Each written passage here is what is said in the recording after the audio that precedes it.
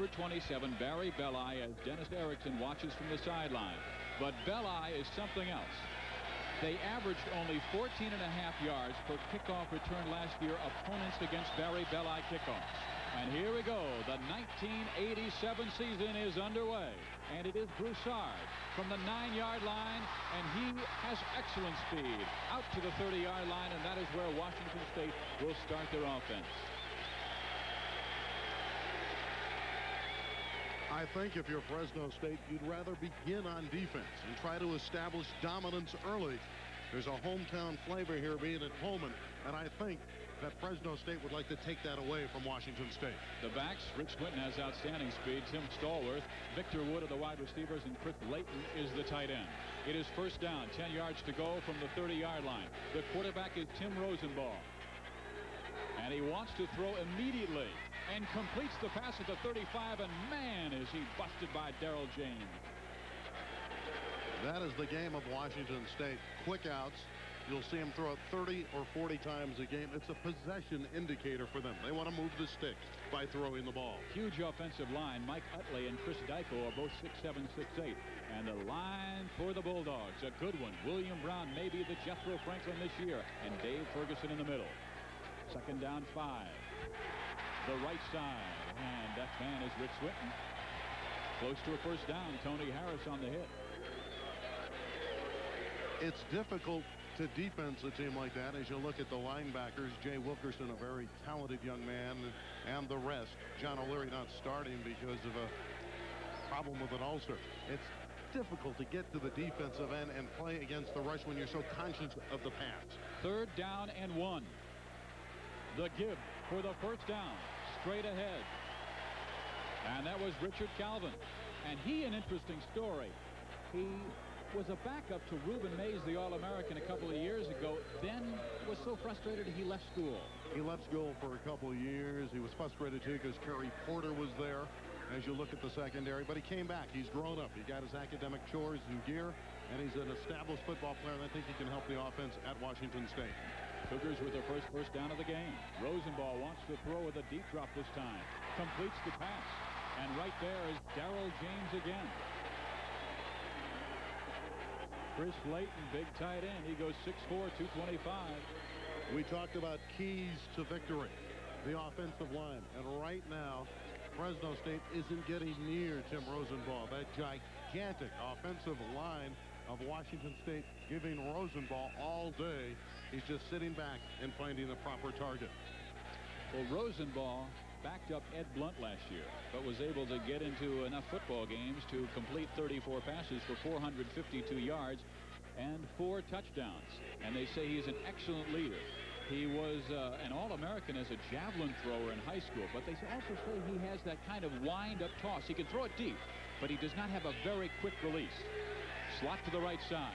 Second down, 4. Left side they go. And this is Steve Broussard near a first down. Webster there for the tackle along with Tony Harris. It's an ominous beginning if Washington State can control the ball on the ground, because again they're a pass-oriented squad under Dennis Erickson, and if they do establish that ground attack, obviously it's doubly tough to try to cover the pass game. Cougars need 2. It is a huge offensive line that Randy has already been talking about. Rosenball on the option will keep it himself and will be stopped shy of the first down. An excellent defensive play by Tony Harris. Tony Harris is not shy about playing football. He's going to come after the quarterback. Now he reads from his safety spot that Rosenball is going to keep it. And number 4 with a good shoulder hit, he squared up and knocked him down. It also looked like William Brown, number 93, the defensive left end, kind of pushed him over and made him run right into Harris. There's Rosenball with that Brian Bosworth haircut. Rob Myers on 4th down and 1. Andre Alexander set to return. Flags both lines. Alexander, fair catch, makes it at the 15-yard line. But hold on here, because we have a flag on the field right at the 48-yard line. Andre Alexander is going to be an exciting player for Fresno State.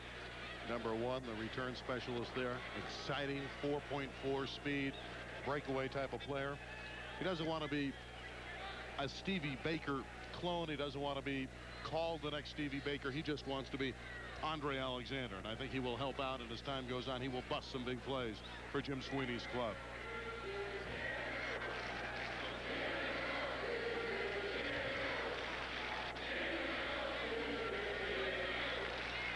Illegal procedure on the offense. Still 4th down. And Jim Sweeney wants them to kick it again. Well, the officials for this afternoon's ball game, referee Patrick Flood, umpire Gary Kearns, head linesman Robert Field, the line judge is Chuck McFerrin, field judge Ben Pope, side judge Tom Samansky, and back judge Dan Inveen. Again,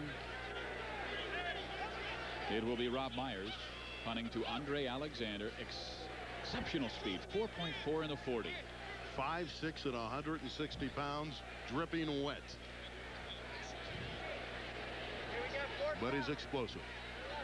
Let's see if they gain some yardage in this play. He had the fair catch to the 15-yard line.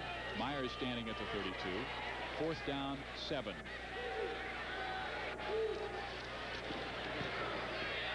Bad kick. Alexander at the 18. Backs up. A flag is down, and it may be against the return team.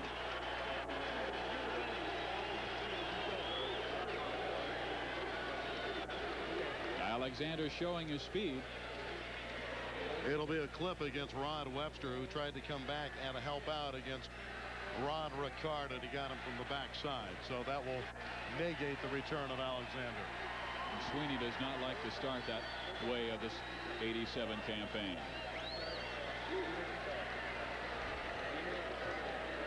Fresno State's offense is getting set, and we have a scoreless football game with 11.5 minutes to play in the first quarter.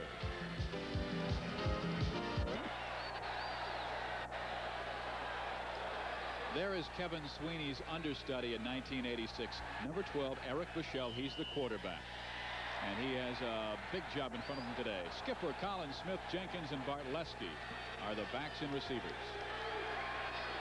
And on 1st down, Kelly Skipper. 1st down, out of bounds, and a big play to open the offense for the Bulldogs. When you have an outstanding running back, you don't have to just hand him the football. You can put him out on the flat. And Bushell's going to look for number 26 here with a good play fake. And good blocking in front. And Skipper knows what to do. He can give you a little bit of inside, a little bit of outside. And I like it at 5'6". He put the head down before he was chucked out of bounds. That Kelly Skipper's an outstanding football player. 19-yard line, 1st down. Skipper again. He has great vision and fights his way past the 23-yard line. You know, Kelly Skipper is a turf player. When he was at Churchill High School in Oregon, he played on the turf, and he's had some big games against UNLV on the turf. They're playing on the turf today, and that's an advantage. He has a big offensive line to work with. Withycombe is the All-American candidate, 6'6", 300 pounds, and he will be on the left side. 2nd down, 5. Collins breaks the tackle, has the 1st down, and is by the 35-yard line near the 40.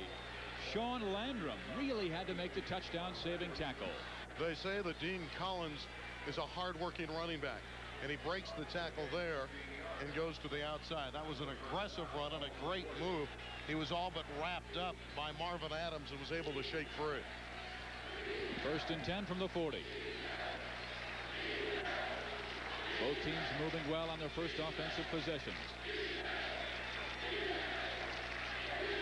Kelly Skipper, not much there. That's the defensive line we anticipated. Tony Savage and Tim Downing on the insides with the ends Marvin Adams and Ivan Cook. And Skipper, a short game, maybe 2 yards, 2nd down, 8. In Jim Sweeney's offensive philosophy, it's go for the big play. And by establishing the run early, he can set it up for Eric Bushell. And I think this is going to take some of the pressure off of Eric, that the team's been able to get a couple 1st downs. Good running from Skipper and Collins. We have no score, 10-14 remaining first quarter. Bushell is hit and unloads out of bounds. It is 3rd down along 8. 97 Tim Downing was the one that was pursuing that man Eric Bushell and really force Puchel to throw it away.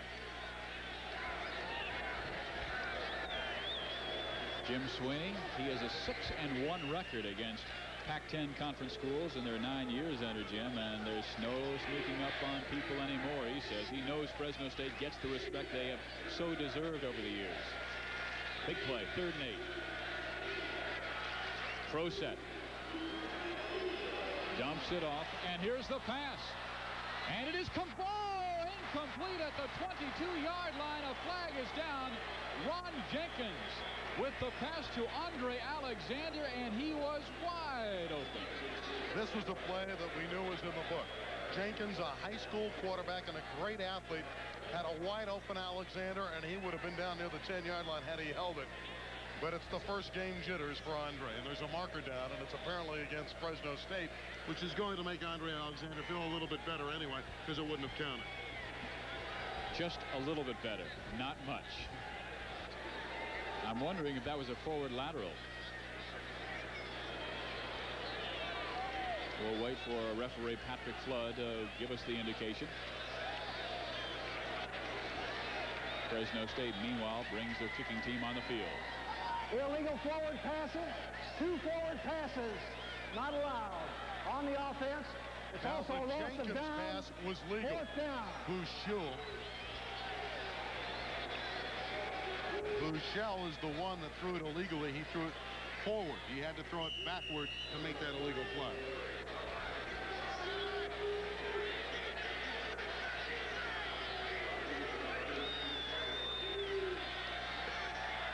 Barry Belli on 4th down.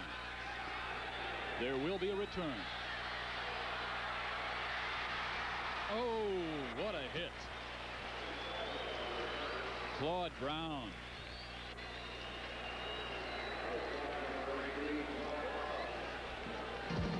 A scoreless football game with 9:49 to play in the first quarter. There's Dennis Erickson, very happy to be at Washington State. And he coached at Wyoming last year, and when he announced that he was leaving Wyoming to come to Washington State, the Wyoming fans were so angry they pelted his on-campus house, and it got so bad that his wife and 2 sons had to be moved. They said, well, he has a home here in Pullman, and here it is, 1st and 10 for his Cougars again. An incomplete pass. Rosenball. That was just not a good throw by Jim Rosenball. He rushed it a little bit. He had time to set up, and he's a little upset with himself. He'll do better as the game goes on. Keep in mind, he does not have a lot of playing experience, even though he has more than Eric Puchel. They will send 3 receivers to the bottom of your screen. Erickson runs a wide open offense. No backs. Complete pass, Broussard. And he drags would-be tacklers near midfield. 29 formations for Washington State, and one of them sends Steve Broussard out of the backfield to catch a pass. And Rosenball has this one on target. Rod Webster, outstanding in that secondary, will finally chase him down. But that's what happens when you spread the field. It really spreads out the defense, and everybody has to be in gear, or the Cougars will move the ball. Rosenball is now 3 for 4 for 26 yards. It's a 1st and 10 at the 49. Quick pass to the tight end. They get 5-6 yards. Chris Layton, 89 there, outstanding tight end.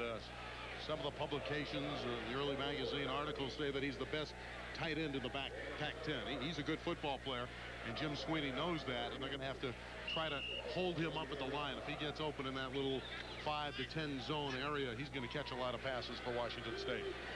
Well, they gain 6.5 yards. We'll call it 2nd down, long 3. The running back near a 1st down. He may have it, and that was Richard Calvin. Calvin's a good runner. If you're going to break off a big gain, you want to get to the outside. You know, the dip inside, then back to the outside. And then Harris, who's shown us a real nose for the football early, is there to clean up. But that was a good run by Richard Calvin. Well, anytime you lose an all-conference performer like Michael Stewart was to Fresno State a year ago, you're asking for difficulty in the first game when you come up with an offense that is so diversified. Here's the measurement.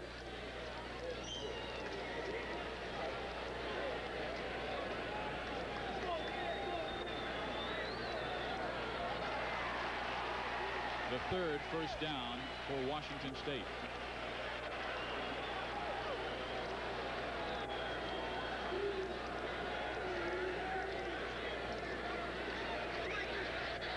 Again, it's a filling out process early in the game. And Washington State has to be pleased with their field position. This is their second possession so far, and both times they've been able to move it against a very good Bulldog defense.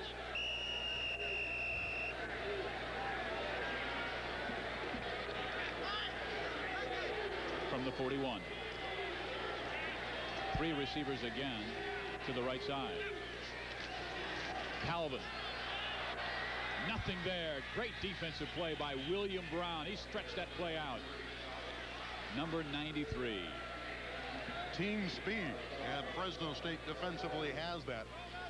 And as Calvin tried to get outside, Webster came up, and that's what a good free safety will do. He will read the run, and he read it properly there, and with help from William Brown, they shut down that play.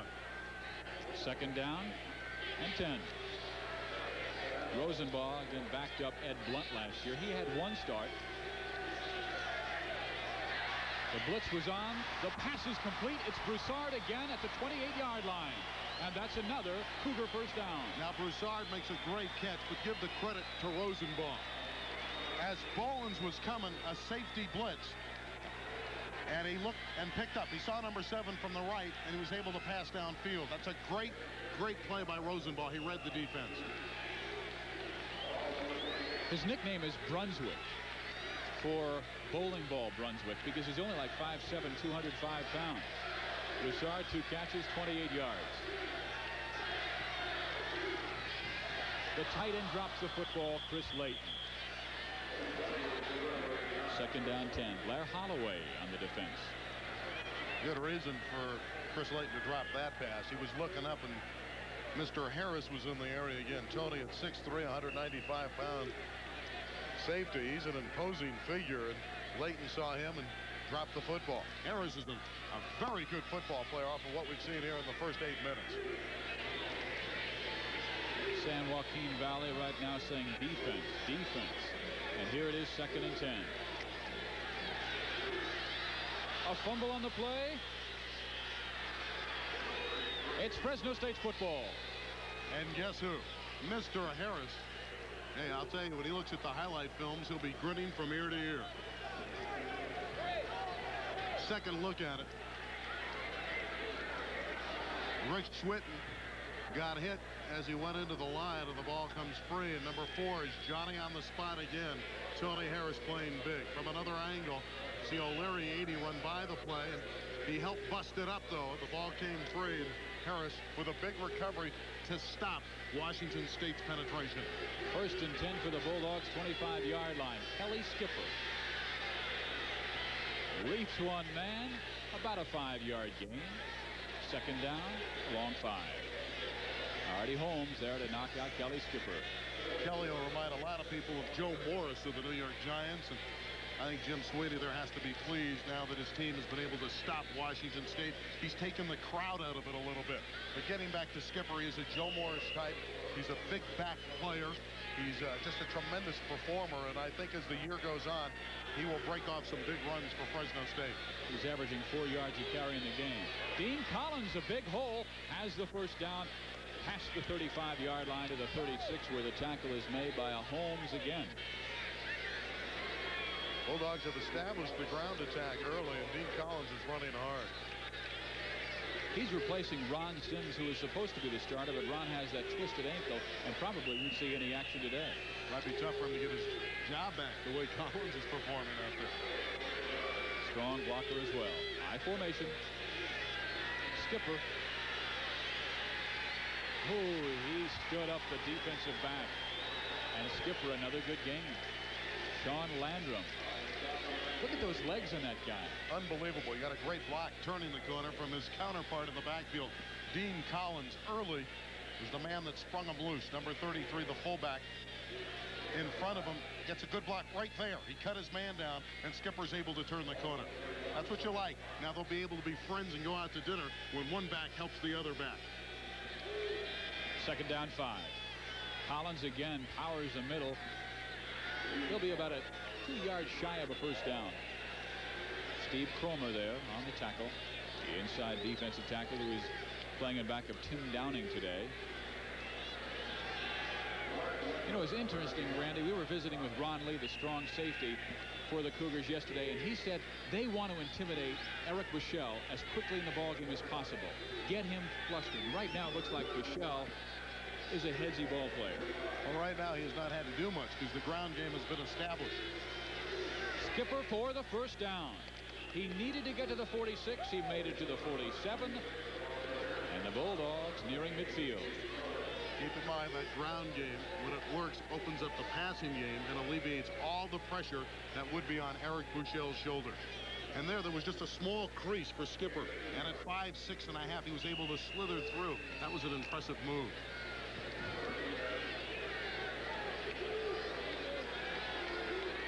Jenkins to the bottom of your screen. Buechele will be halted. They may not have gotten that play off in enough time.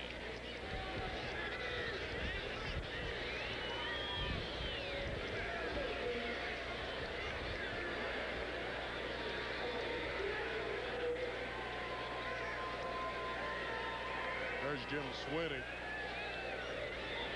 I'm not sure that the 25-second clock was not operative. That was the problem, and they're going to have to reset it. Now it's working here at Martin Stadium, and so it is a 1st and 10 situation for the Bulldogs. You could hear the whistles even before they set themselves. Hey, Eric saying this is my first start. Give me a break. Don't take my time away from it.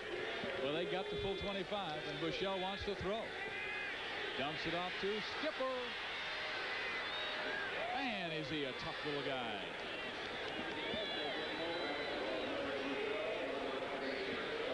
What you have to like about Kelly Skipper is his ability to put his head down after he makes the catch and the run. This is all well and good. He's got great moves, right? Watch at the end. He's putting that head down. He's knocking tacklers back. You gotta love a back like that. He knocked down to now Alapate. And Buechele with a 2nd down and 3 from the 46. Skipper again. Golly, he's something else. If there's a question about Kelly Skipper, as Artie Holmes came up to greet him there, can he take the pounding? Last year he was in a backup role with those 518 yards behind all PCAA performer James Williams. And now he's going to go out and freshman Courtney Griffin will replace him. Can he take the pounding game in and game out? That's the only question, because on the field he is one ball of acrobatics. And you know, they're throwing a lot to him this year. He only caught 7 passes last year after a freshman season where he caught 23. This is our first look at Courtney Griffin, who will go in motion to the right side. And Dean Collins is stood up and knocked back. Big defensive play by Ron Lee, the strong safety. Ron Lee is a fired-up football player. He's from Tulare County, and he wants the folks in his neck of the woods to watch him play well. And number 42 is going to come up and hit Collins. Watch him stick right there. That's good football. I like that. He said, would you please say hello to Mom and Dad back home? His mom is in the hospital. And Ron Lee says, hi, Mom. And he said hello to Dean Collins. Courtney Griffin.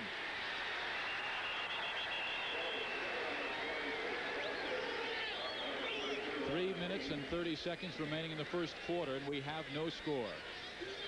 And again, the ball is on the ground. And Griffin keeps those legs up high. And again, there's Ron Lee. He wants as much TV time today as he can get. But Griffin's a high kicker, a high stepper. And he will shed tacklers as he goes. We're 3rd and 6, and I don't know that they're in Barry Belli field goal range now. It'll be about a 55-yarder from there. I guess he's hit one from there before. We watched him in warm-ups, and he's sensational. Buechele incomplete to Ron Jenkins.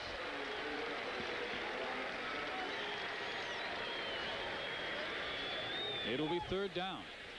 Bulldogs will need about 5. 4th down.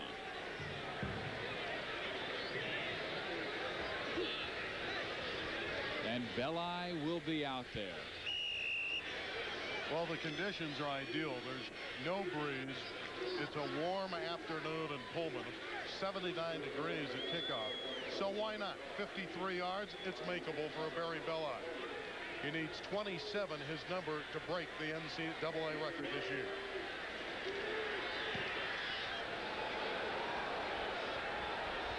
The kick is good. His coach, Jim Sweeney, calls him money in the bank. And Belli from 53 gives Fresno State a 3-0 lead over Washington State.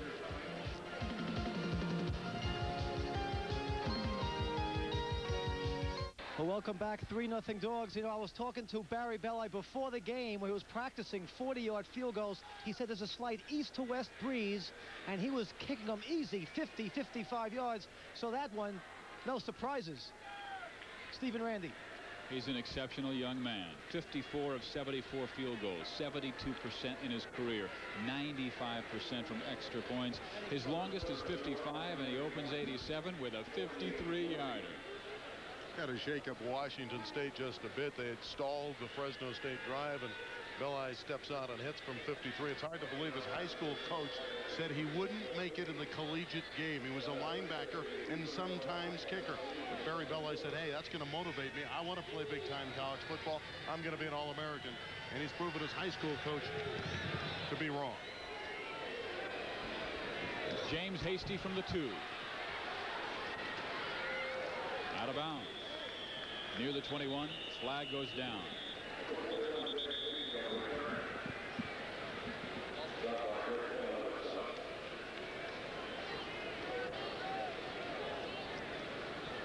Be a clipping call against Washington State.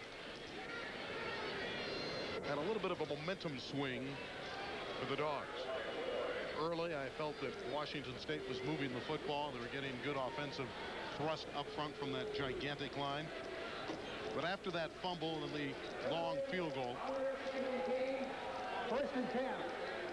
after that long field goal, you just sense now that the Dogs have picked up the intensity on the return, and they have Washington State backed up. It'll be interesting to see how Tim Rosenbaugh responds. Remember, it's a team that likes to throw the ball, but they don't have the field position right now. So it's a dangerous spot for the Cougars. And they turned that fumble into 3 points. So now it's the defense's responsibility. Rosenbaugh goes to the air. Broussard is there. The pass is incomplete. He was out of bounds, juggled the ball as he was hauling it in near the Bulldog sideline. Rod Webster on the defense, and he is the hit man. Rosenbaugh and his coach Erickson don't care about field position. They're putting it up from any spot on the field. That's a good throw.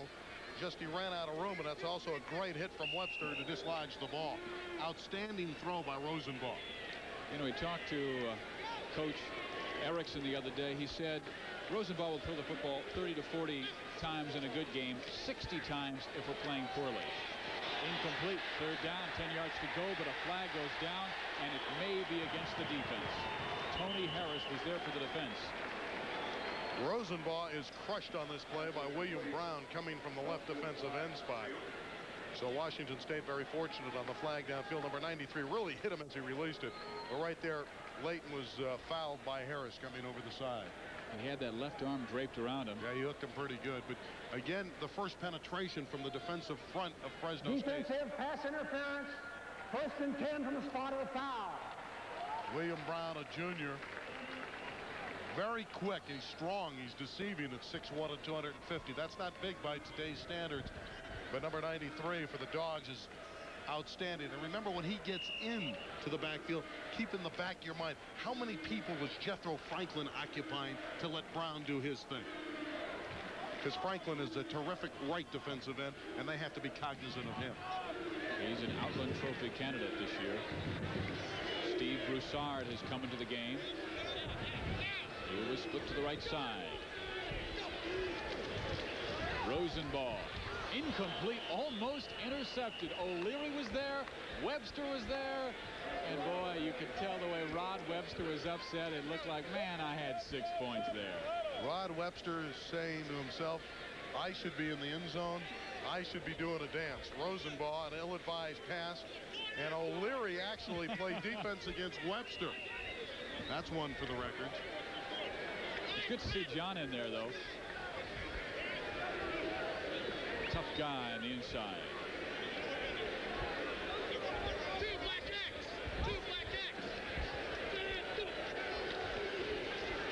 Second down. Broussard juggles the football out of bounds, incomplete at the 20-yard line. It will be third down.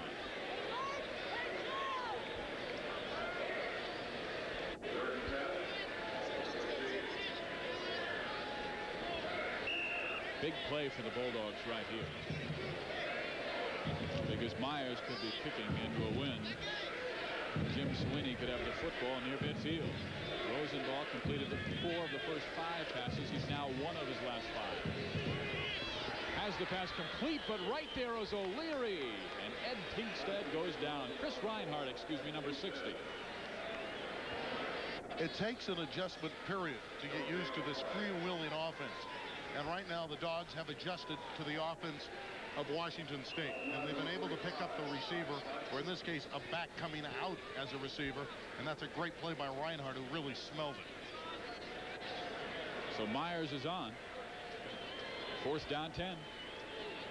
Alexander back at his 48. Drives and back to the 40. Andre tries the right side. Has a lane out of bounds, 48-yard line. Pretty good return. Bill Garbedian knocked him out of bounds. And there's a timeout on the field with 1:43 left in the first quarter. 3-0 Fresno State. Erickson is not nervous about our meeting once again. I'm not nervous about seeing him. I put myself out of the apprehensive stage and going back to Washington State. He says, I'm in a comfort zone right now. I feel like I'm going home. I might as well enjoy it. All right, now he's got to enjoy it. His team has great field position, a 3-0 lead, and they've been able to adapt to the Washington State offense. First down, 48. Skipper. Big hole, and he's out of bounds. Kelly has that great vision. And his coach was talking about that, perhaps having the best vision of any running back he's ever had at finding the seam and just sliding off it. Also has great balance. One other positive note for Jim Sweeney's crew, he's got to like the fact that they're controlling the ball on the ground. They're turning that first down indicator over by way of the run rather than the pass. And eventually, Eric Buechele will hit one, believe me. Skipper has 33 yards on 7 carries, and it's a 2nd down 2. Dean Collins, he'll lose a yard. It will be 3rd down and 3 as Tony Savage stands up number 33. Is that a great name, Tony Savage? You gotta love it. That guy was born to be a defensive lineman. Savage.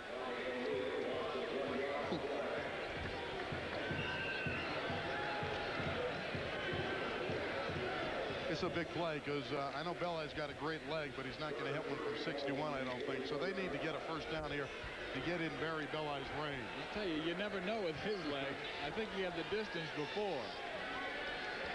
Everybody in tight.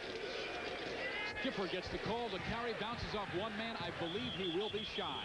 He should be about a half-yard shy, and Jim Sweeney will have decision time here. Sean Landrum came up to make the final stop on that man. I think he'll go for it. It's 4th and short. He's out of field goal range for the most part.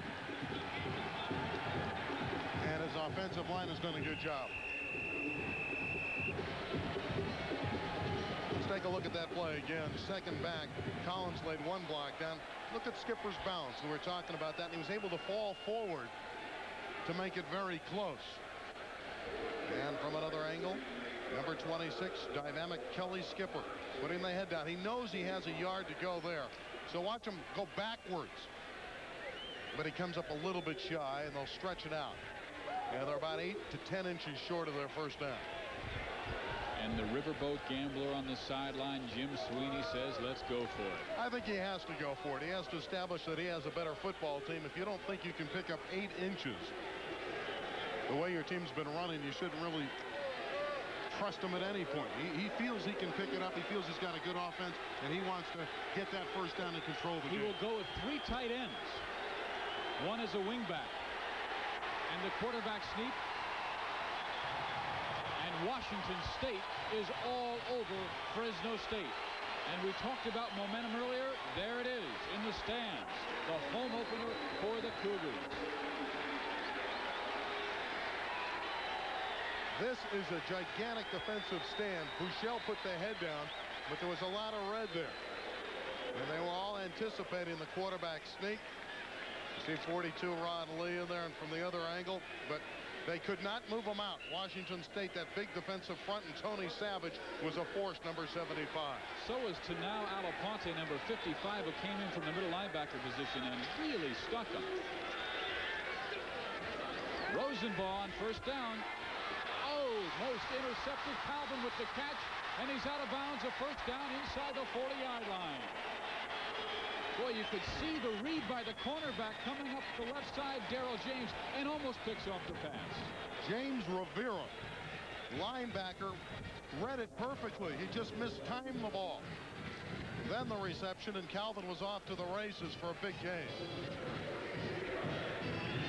22 yards in the play.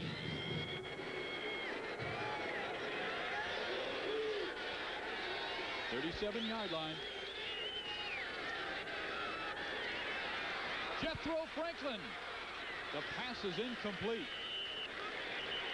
Now, in the pro game, that would have been a sack, but in college, there's no in the grasp. 19.5 sacks last year for the great 67 Franklin, and he just overpowers the offensive front. Now, that in the pro game is a sack, but not in college. He's allowed to unload. Vic Jacobs down on the sideline. Okay, I'll make this quick. I just spoke to Jethro. He is getting double teamed, but the defense is learning the tempo of the Cougar offense. Now it's getting to be just like practice. Back to you guys in the booth. Second down 10. Rosenbaugh dives ahead for a 3-4 yard gain. It'll be third down. And a passing situation with time winding down in the first quarter. It'll be Fresno State 3 and Washington State nothing at the end of one 15-minute period.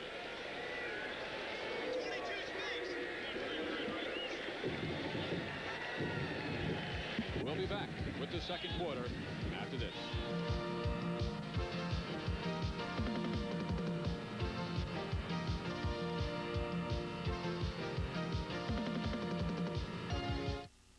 Your neighborhood Nissan dealers announced their 3-0 football game. Fresno State has the lead. Tim Rosenbaugh, the quarterback for Washington State, has already thrown the football 13 times in only one quarter play, and he says he has a smile on his face every time he goes out to practice. He says every quarterback will be fired up with a guy who throws the ball so much. Heck, I threw 41 times in the spring game alone.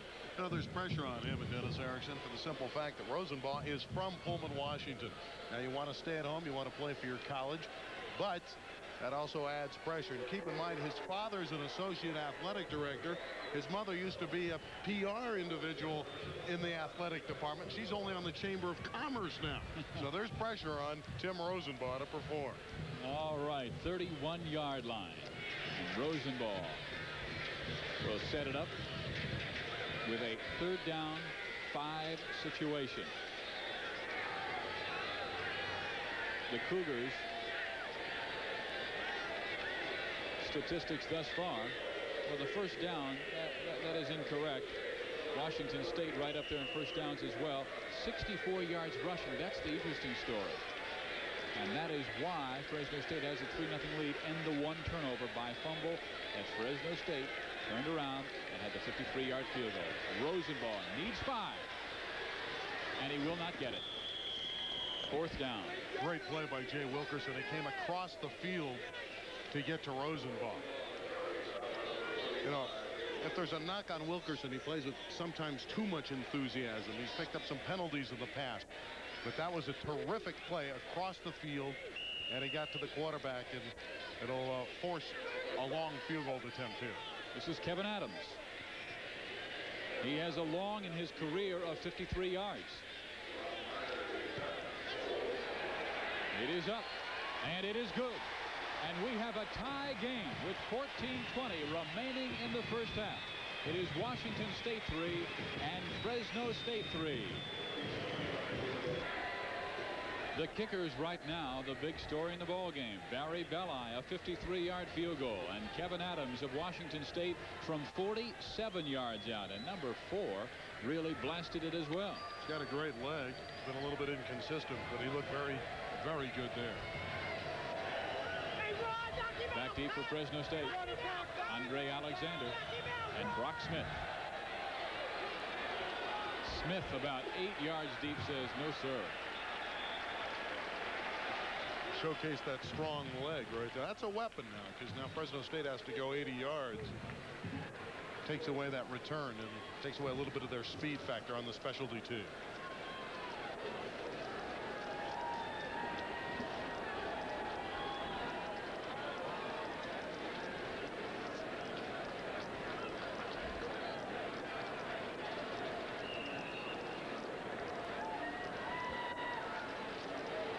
From the 20-yard line.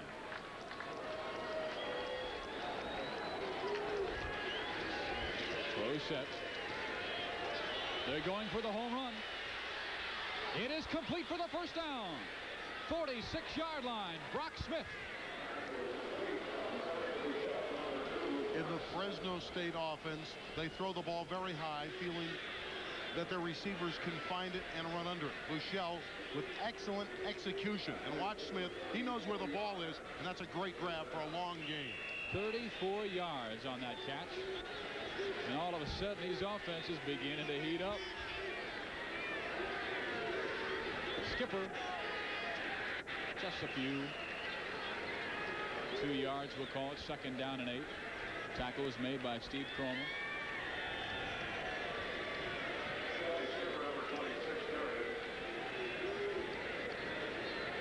Last year, Washington State with a record of 3-7-1.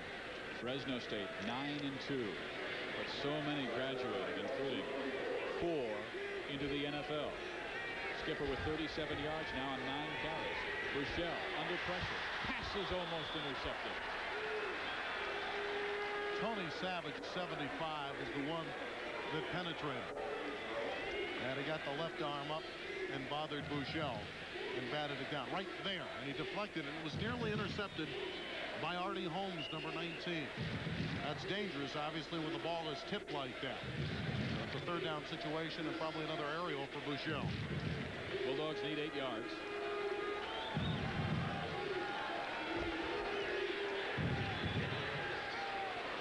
It is complete and knocked out of the hands. No, sir. They say he held onto it. James Williams. Man, was he hit. I thought when he came down, juggled the football and hit the turf, but James Williams with just an excellent catch.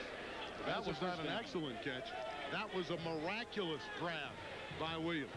He all but lost control, but he used the helmet to secure the ball. Watch, he's hit there, and look, it's on the helmet, and he was able to hold on to it. That's an amazing play, and Landrum looks on and said, how does he do it? How could he hold the ball?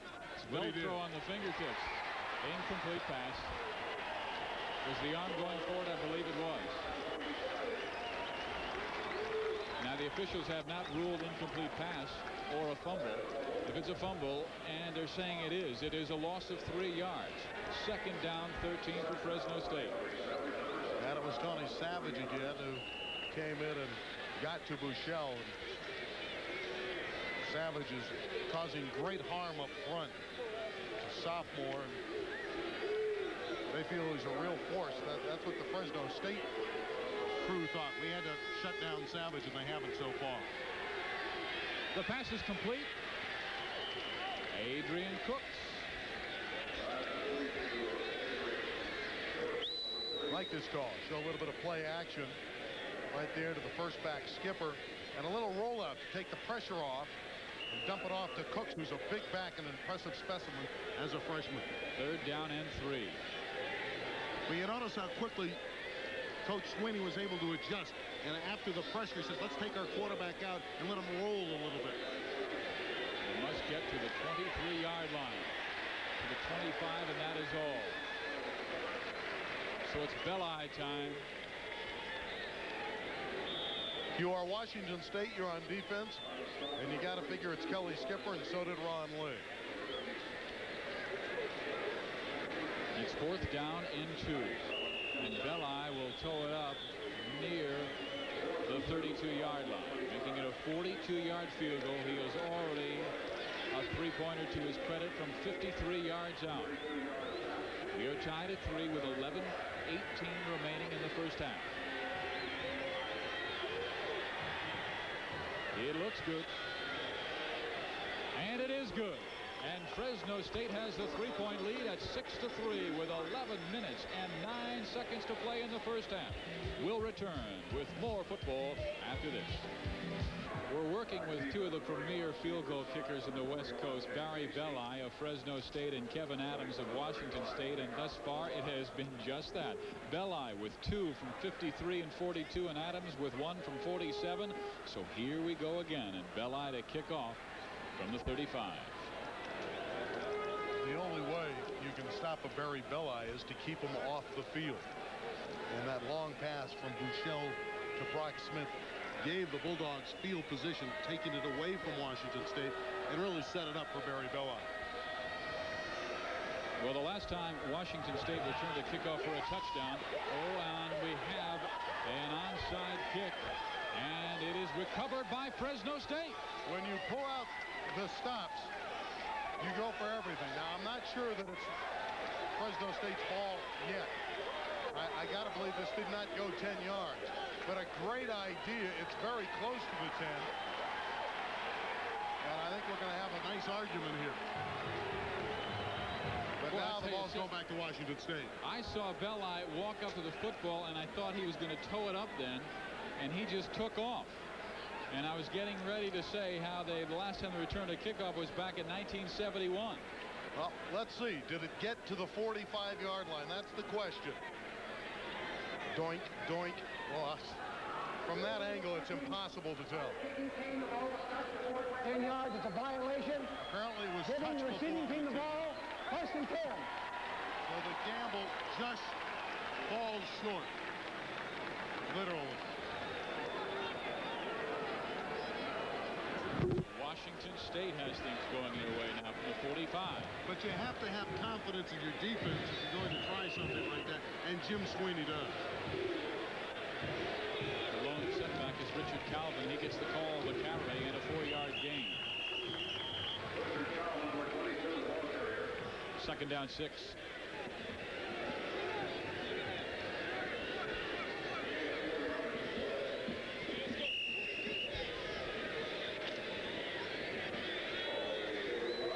Erickson. He learned his lessons from the gentleman on the other side, Jim Sweeney, quarterback for him at Montana State. He's a coach under him twice in college ranks, and his quarterback Rosenball throws incomplete to Steve Broussard. It will be 3rd down and 6. I think Tim rushed that a little bit. Play had not developed, and he was throwing more to a spot where Broussard was going, and he's going to go over and talk to Broussard. Rosenball has to settle down a little bit. He's thrown a couple ill-advised passes already. Tim Rosenball has been somewhat fortunate that none of them have been picked off. He's doing a little tap dance back there, and anytime you have nervous feet, you're going to overthrow, or you're not going to get that good rhythm going. Play action pass. Here comes the pursuit. Sidearms it. Intercepted. Rod Webster. He could go the distance. And he will. Touchdown, Fresno State. We just talked about Rosenball on the ill-advised passes. And there's a classic example.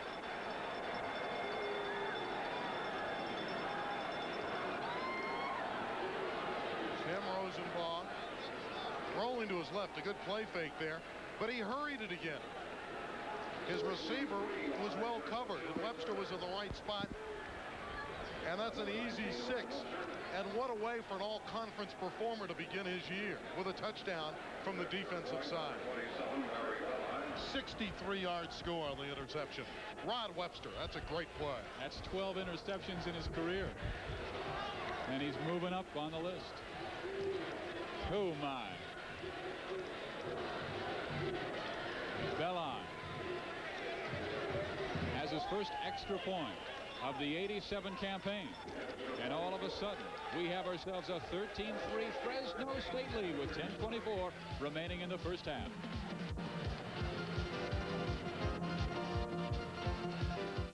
(13-3) Fresno State has the lead. Rod Webster with a 63-yard interception return for a touchdown, and the lead for Fresno State is 10. It is gut check time early for Tim Rosenball. He has to look deep inside and say, hey, forget it. Let's start from scratch. Only 10 down. Long way to go. But he has to adjust. And for Dennis Erickson, he has to wonder, It's not easy, is it, Dennis, to put an offense in and get it ready by September 5th. And so far, his Cougars have struggled with that form of run and shoot. Belli for the kickoff.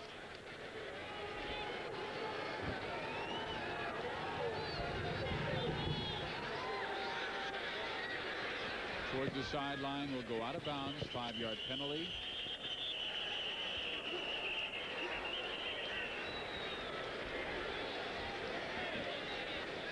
Barry is designated an area to shoot at. He's not kicking short because he doesn't have the leg. He's trying to find a spot, and it hits there and goes out of bounds. It's a calculated gamble that failed there. But Fresno State looks for a portion of the field to shoot for and overworks or overloads that side to try to stop you. And they've been very good on that specialty too. So we'll tee it up again. And Washington State with an opportunity for excellent field position when they accept the football. You know, you talk about the perfect days for college football. It's 80 degrees. Got to have 25,000 here in Pullman. Great coaching matchup. September 5th, long season ahead of us, but this is an ideal way for college football, West Coast style, to begin the year.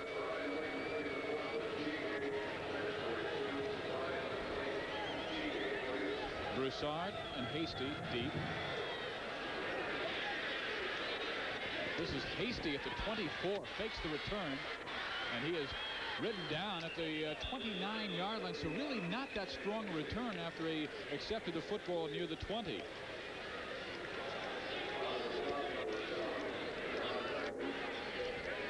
Greg Bowen's doing a good job on the specialty time for Fresno State. Again, we got to talk about Rosenbaum, the quarterback number 3. He just got nicked for an interception by Rod Webster in a 63-yard return. Let's see if Washington State goes a little bit back to the ground. You know, they had some success with that early, and now they've gone strictly to the pass and they've been burned. There they go back to the ground. Richard Calvin slashes his way to the 39-yard line up near a first down. I think they have to show that, Steve. They really do. If they go strictly to the air game, Fresno State can just go back and look for that and look for certain things to overcome the just pass game. They got to establish the run game, Washington State, if they want to stay in there. And you're talking about a huge offensive line that averages 275 pounds from tackle to tackle. Mike Utley's the biggest man on the right side. He's 302 pounds at right guard. It is a first down. They needed 1. They picked up 3. Calvin again. He has 23 yards now. I was impressed by the man that made the tackle, Nick Ruggiero, a freshman out of Las Vegas. Comes from a pretty good football family. His brothers, 2 of them, have started in the PCAA as tight ends at Utah State and at Nevada, Las Vegas. But as a freshman, he's already in there, and he's making his presence felt, number 77 in white. First and 10, 43. One setback in Tingstad. Play action. Rosenbaum in trouble. Completes the pass, though, and breaking away to the 40-yard line is Tim Stallworth.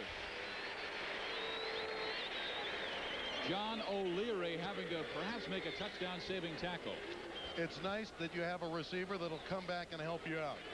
As Reinhardt and Franklin chase, look at Stallworth come back and help his quarterback out, coming back to get the ball, and then he knows what to do with it. You know, they like Stallworth and Wood. They're wideouts here at Washington State. They think they'll catch enough passes to be all Pac-10. 19 yards in the play and a first down. 38-yard line. Our score is 13-3 Fresno State. Calvin, big hole left side. He's inside the 30 to the 27. Rod Webster making the tackle. Calvin is unhappy for some reason. He thought he could have gone all the way. First down. So as Washington State went back to the ground game, they've had some success with the air game to Stallworth, so they go back to Richard Calvin. This has been their best to drive, most effective with the ground and the air game. 35 yards on 7 carries for Richard Calvin. Rosenbaum back in action again. Slot to the right. Again, left side. Broussard, big hole. He's to the 10. He's out of bounds at the 9-yard line. Steve Broussard is saying the 8-yard line. And Darryl Martin having to push him out.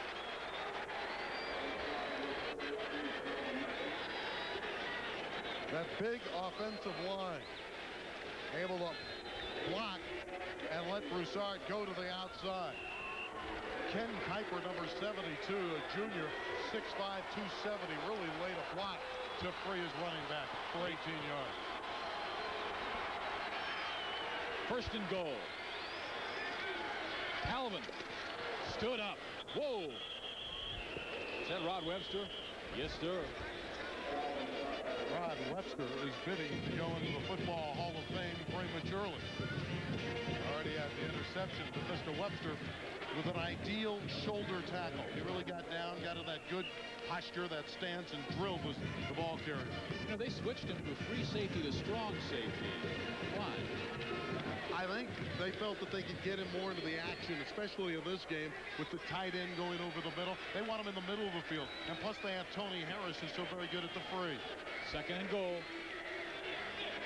Victor Wood in motion. Rosenball has plenty of time. Incomplete. Broussard had that football at the 7 and just could not hold on. Darrell James with the coverage. In Broussard's defense, he was looking back toward the sun, and perhaps that bothered him. That was a good throw by Rosenball, though. Got to make those catches.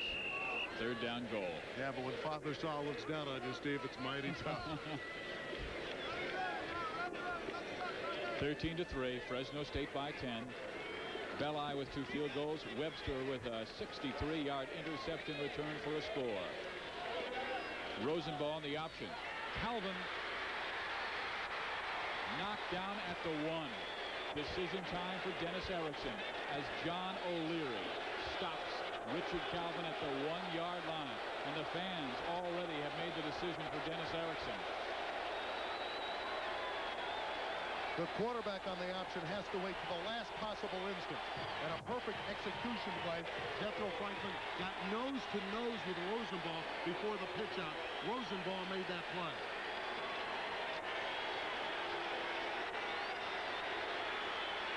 Fourth down and goal from the 1.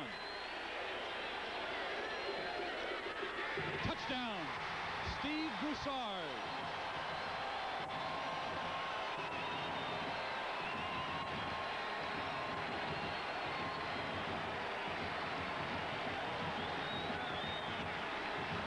This is an impressive drive and great blocking up front. And into the end zone goes Broussard easily. Chris Dyko, 6'6", 275, a junior from Spokane, really led the way. And it is a 3-point game again with 7 minutes remaining in the first half. Fresno State 13, Washington State 10.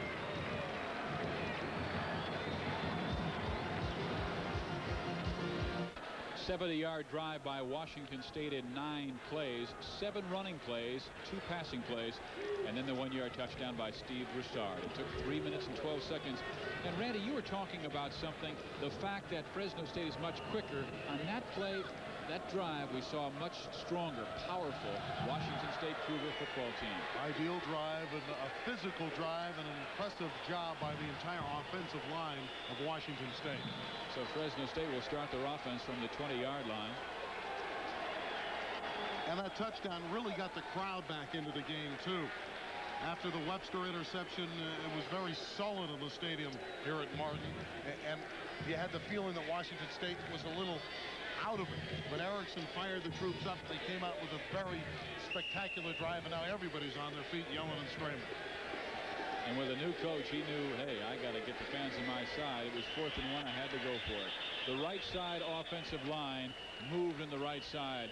Here is Vic Jacobs down on the sideline. Vic, what's happening? Well, the key to that 4th and 1 play, I just heard Mike Waffle, the defensive line coach, was talking to his linemen that they were too high on the 4th and 1 play. They didn't get below the offensive line, and that was the key to the play. Stephen Randy.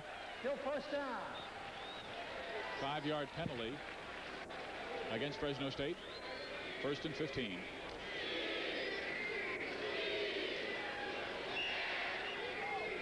Brock Smith comes to the left side.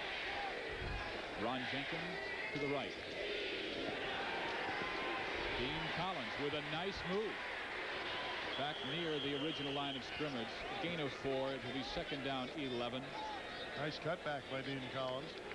Saw that it was closed off on the outside, so he came back inside. Ran into a good lineman and Tim Downing. That was a nice effort by Dean.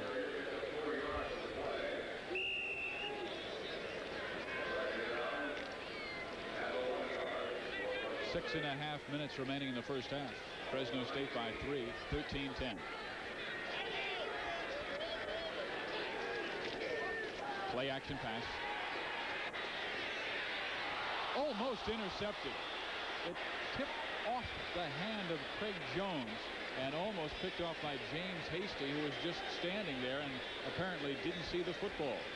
Craig Jones with a one-arm try with that left arm and nearly pulled it off. You know, he comes from a pretty good family. His brother Brent Jones is a tight end with the 49ers, had a good college career at Santa Clara, and he nearly pulled off the spectacular with that grab. Hey, Bill Walsh of the 49ers feels that Brent Jones is the best receiving tight end that they've had in years, and that includes Russ Francis. Big statement. Great hands. So too does Greg Jones, his brother, here with Fresno State. 3rd and 11. The bomb. Incomplete. Near midfield. Smith had the football and couldn't hold on. That was a great call, though, by Buechele. He audibilized at the line. He read the defense, and he saw that he had one-on-one coverage with Brock Smith. That free safety, Artie Holmes, was pulled completely over to the strong side of the field where they had the running back coming out of the backfield. And like you talked about, that one-on-one situation, but Smith just could not hold on. Here's Belli, only this time in a punting situation.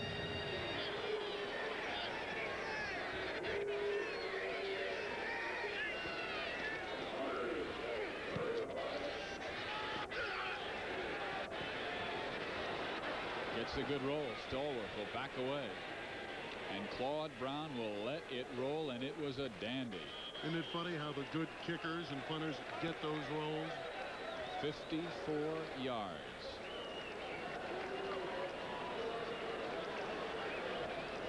Time remaining in the first half. Fresno State by 3. Washington State had a terrific offensive drive on their last possession, going 70 yards in 3 minutes plus.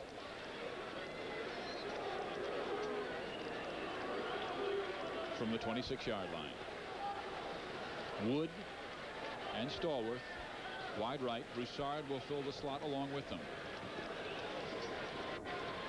Straight up the middle, and nothing there for Calvin.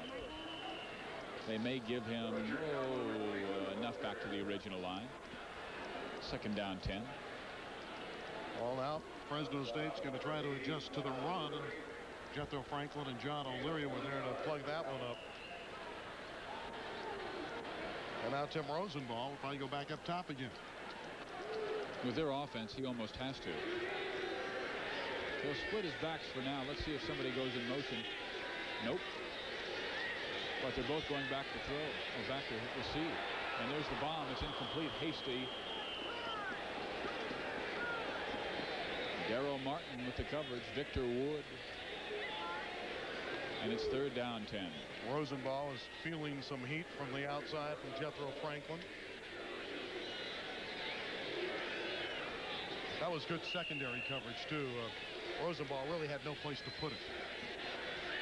He can throw deep. He threw a javelin in high school, All-American recognition, 231 feet 11 inches. But they say when he winds up, it just takes him too much time.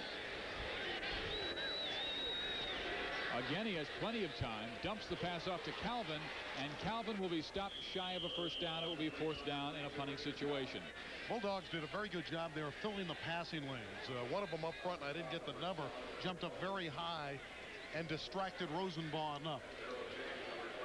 And as the ball was thrown downfield, it was a very short pattern, and I think Rosenball was forced to go to his secondary target. Rob Myers standing at the 16. Andre Alexander.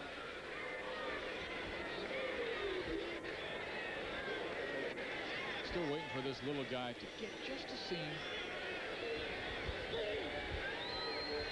Because they say he is very exciting. Flags go flying. What a kick by Myers. from the 10. Nice return by Alexander, about 12 yards, but again flags down.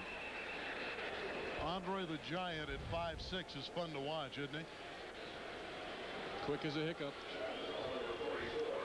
It's against Washington State. We'll probably get to see him do it again. 58 yards in the punt by Rob Myers. Legal procedure on the Cougars. I'll tell you what, I wouldn't be surprised if Sweeney makes him kick it again, simply because anytime the ball touches Andre Alexander, you're going to have some kind of excitement. Even when he juggled the football and dropped it, you go, oops. Sometimes when they juggle it, though, the odd rushers let up just a bit. I don't think that happened there. Well, Sweeney's made his decision, and he's going to make him kick it again. Illegal procedure on the kicking team. 5-yard penalty. Still 4th down.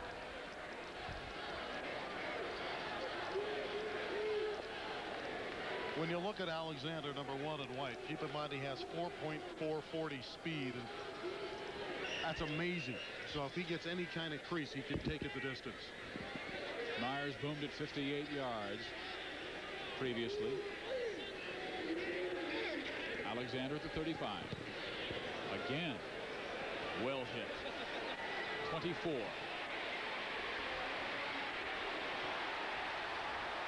Great coverage. There's a fumble on the play. Washington State says they have it. What do the officials say? Was Alexander down? Oh, and a flag goes flying. Terrific punt. We're going to see if there was indeed a fumble here on Alexander. The ball will belong to Fresno State no matter what happens. He was really punctured there. They said he was down and he was still on his feet, but apparently they said, well, his forward progress has already been nullified. Well, my goodness, a tough call here for the Cougars. Bill Garpedian, number 43, was the one that jarred the ball free. And I think one of the Washington State Cougars said something to the officials, and referee Patrick Flood will make the call. Marlon Brown, number 99, was the guilty party. Oh, he was the one protesting.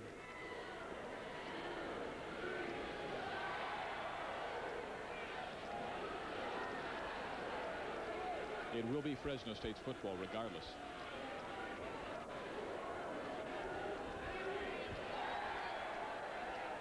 Some very close calls already. Remember that onside kick try? That was close. This is another one. It's not easy to be an official, and they do a great job. We'll get the indication here. The ruling on the return. The receiver was down before the ball was fumbled. After the fumble, we have 2 dead ball fouls. The first dead ball is a personal foul on the kicking team.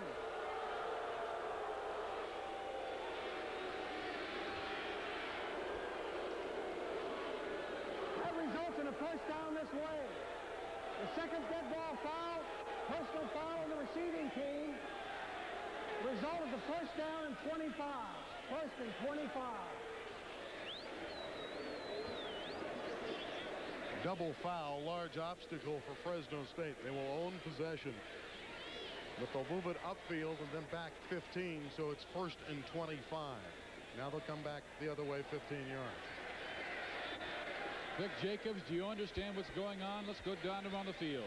I have no idea what the call was. All I know is you're going to get your first look at Dave Telford. Do a few warm-up throws on the sidelines. Dave Telford will now direct the Bulldog offense. Stephen Randy. Man, he comes in a tough situation. First down and 25. Telford, the new quarterback. He's wearing number 17. He's from close by Spokane. And Jim Sweeney calls him Old Reliable. Kelly Skipper, not much there. He still finds a seam and gets it out near the 30-yard line. Murray Metcalf on the tackle. Murray Metcalf's cousin was Terry Metcalf, who used to destroy defenses in the PCAA. When a member of the Long Beach State 49ers, that he had a great career with the St. Louis Cardinals. Second down. They're calling it 27. Incomplete. Hasty thought he made it, but no, it was a trap. This is an easy call. It was an obvious trap.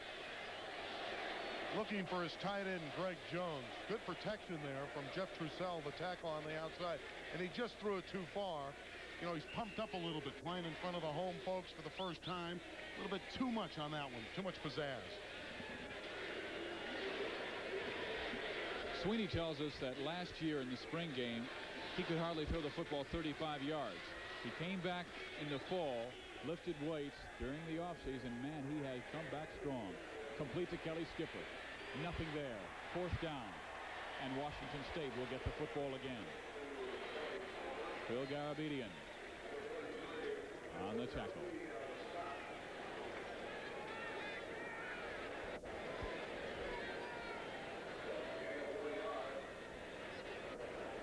Skipper has 3 catches now, Randy. Very 23 tough yards. for Dave Telford to come in there and try to overcome a 1st and 25. 4th down, 22.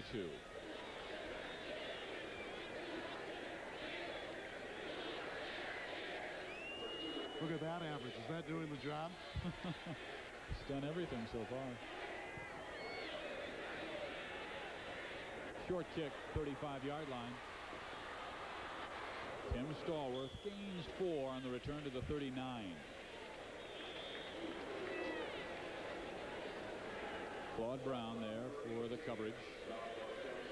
Washington State right now very even offensive totals. Washington State rushing 78 yards, Fresno State 72 yards. Passing is Washington State 90 and 77 yards for Fresno State. And there you see the totals. 13-10 Fresno State. The one big mistake that Rosenball made. An interception return 63 yards by Rod Webster. Quick drop. Incomplete. 2nd down and 10. Rosenball mad at himself with Stallworth going inside. He threw an out pattern. You know, you talked about the statistics. It figured to be close. We have 2 even football teams. I think it was one of the publications, Kickoff Magazine, rated Washington State a ½ point favorite. I don't know how you win by ½ point, but it does tell you the theme here. These teams are very equally matched. Rosenball has already thrown the football 20 times, and we still have 3:20 to play in the first half. He won't throw it this time.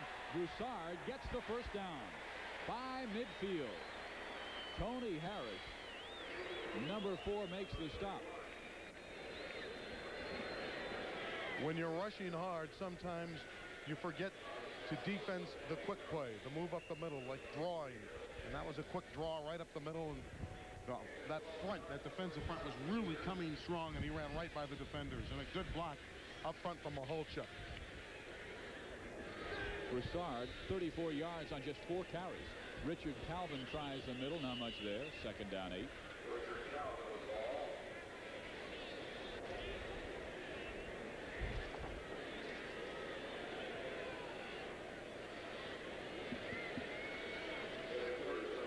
Two minutes, 45 seconds to play in this first half.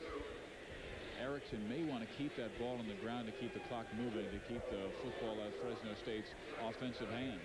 I think he's got to be pleased with that aspect of his offense. The ground attack has run fairly well for Washington State. His passing game has not been together, not yet. Robert Stogner in the game.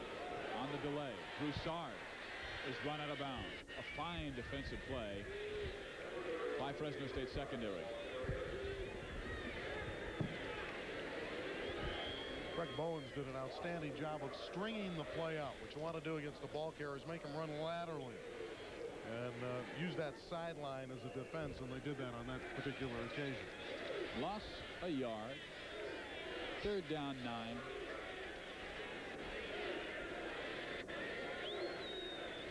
Rosenball has plenty of time again and completes the pass to Victor Wood for the 1st down. 37-yard line.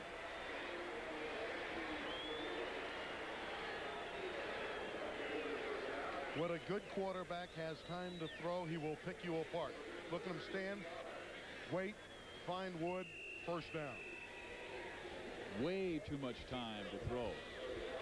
And Fresno State's defensive coach is giving a scolding right now to that Fresno State defensive line. Wood has 2 catches for 18 yards. Triple receivers to the left side. They run to the weak side. Broussard with an opening and slides his way to the 31. At a gain of 5.5. Second down, long 4.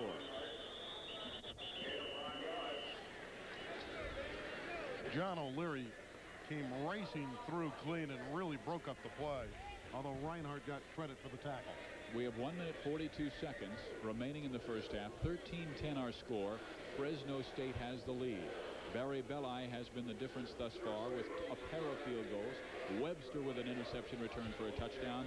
Meantime, Broussard with a 1-yard run for Washington State, and Adams with a 47-yard field goal.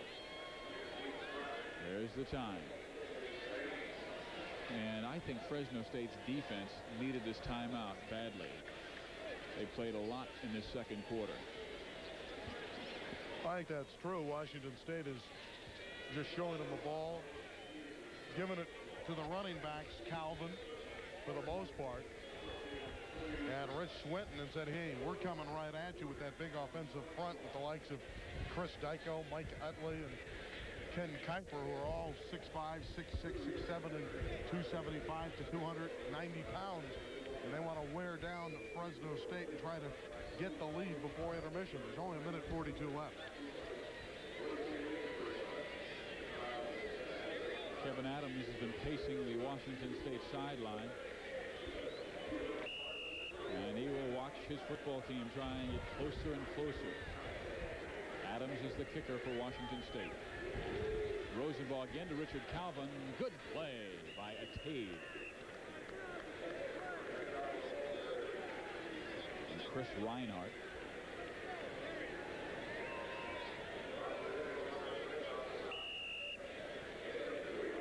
Third down, 3 yards to go. Calvin has 47 yards rushing. They must get to the 26 for a first down. Broussard again. No, Jethro Franklin. Big play for the Bulldogs. This is an all-American effort by Jethro Franklin. Keeping his eye on the ball carrier at all times. He has the eye on Broussard, and when Broussard tried to go back to the outside, Franklin was there to nail him. This is quickness. You know, Jethro was noted as a great pass rusher. We talk about all the sacks, but in the offseason, he worked diligently on being better against the run. There's his showcase. And we have a feature on Jethro at halftime. He's got his hands on his hips. It's 4th down and 4 yards to go. Kevin Adams is called on. They will tow it up from midfield, well, straight at the center of the field from the 37-yard line, making it a 47-yard field goal. He has hit one already from 47. That tied the game at 3.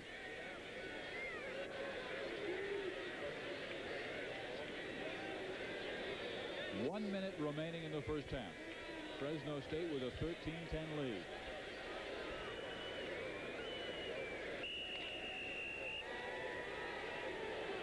Rob Myers to hold.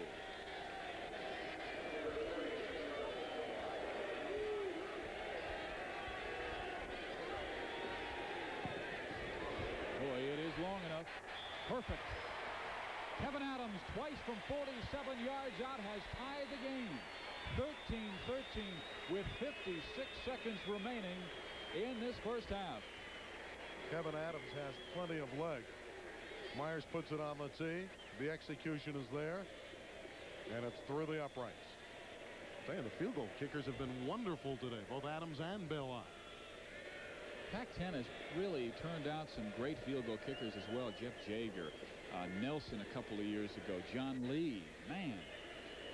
Well, there's no question that the Pac-10 is regarded as one of the premier conferences of all college football, and when you get the good players, you're going to get them in all positions, and place kickers are indeed a valuable entity nowadays, and Adams has proven his worth in this first half, but so has Barry Belli in 2 roles. You looked at that punting average earlier, which was spectacular, as well as the 2 long field goals. Well, Adams, the last 2 times he has kicked off, he has boomed it 8 yards deep in the end zone. There has been no return. He has a sensational leg. Alexander, Smith deep again. Excellent kick. Brock Smith says 20-yard line it is. 56 seconds to work with. 13-13 tie. Washington State and Fresno State. 2 terrific coaches. Jim Sweeney and the young man he coached, Dennis Erickson, who quarterbacked for Jim Sweeney. And Jim was the head coach at Montana State and then was an assistant under Sweeney both at Fresno State and Washington State. And here they are in their first meeting. Telford stays in at quarterback. It's hard to believe he was the 5th QB on the list in the spring. Kelly Skipper, big hole, cuts to the outside, still on his feet and finally wrapped up near the 30-yard line.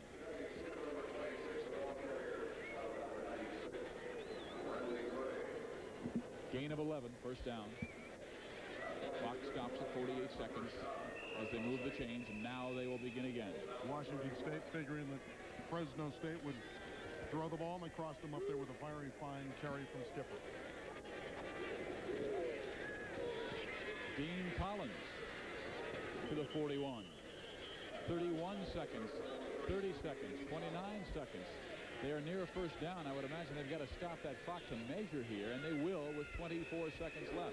You know, you complete one pass, get beyond midfield, and you bring in Barry Belli, and you got a 3-point game again.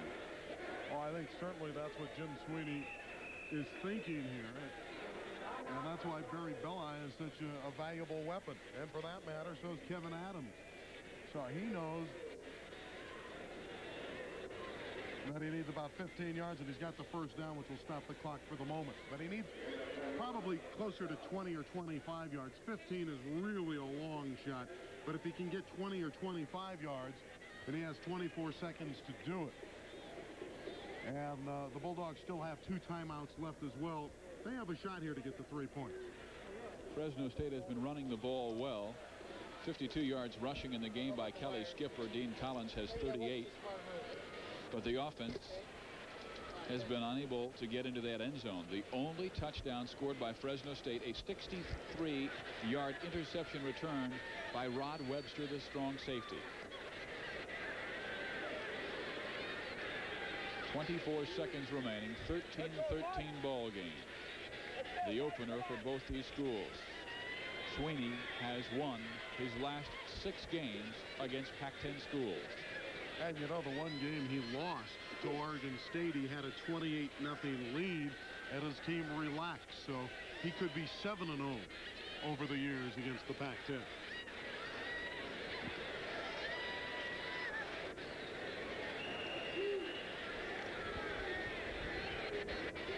Telford will have Collins the lone setback.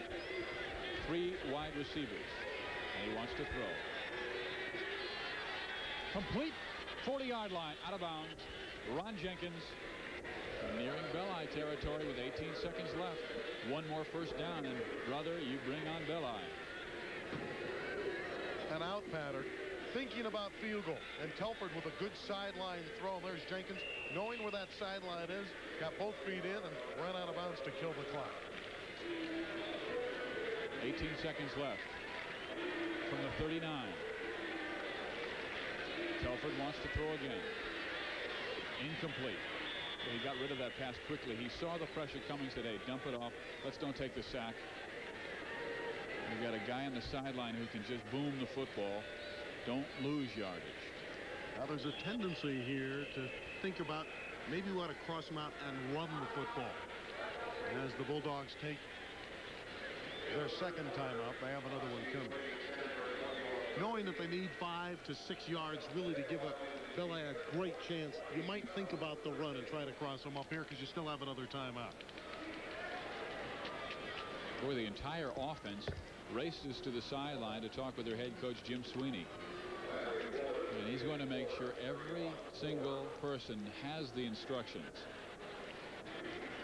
You know, it's interesting There's a professional football team, the Cincinnati Bengals, that have a sideline huddle. Sam Weiss will corral the troops around him, have a sideline huddle. They will break from the sideline, race to the middle of the field, set up, not even have a huddle in the middle of the field, and run their offense. And the defense is so scattered that a lot of times Weiss has found them in certain situations that he's found a defense vulnerable, and he's been able to exploit that. And I've yet to see that turn over to the college ranks. There's been a couple of professional football teams that have picked up on that. But Weiss, of course, the old quarterback coach, Bill Walsh in the San Francisco 49ers. Fresno State will huddle at the 45. They're at the 39-yard line. It's second down 10 with 14 seconds left in the first half. Tied at 13. The other option, of course, is to go for it all and think in terms of a touchdown and really cross up the defense.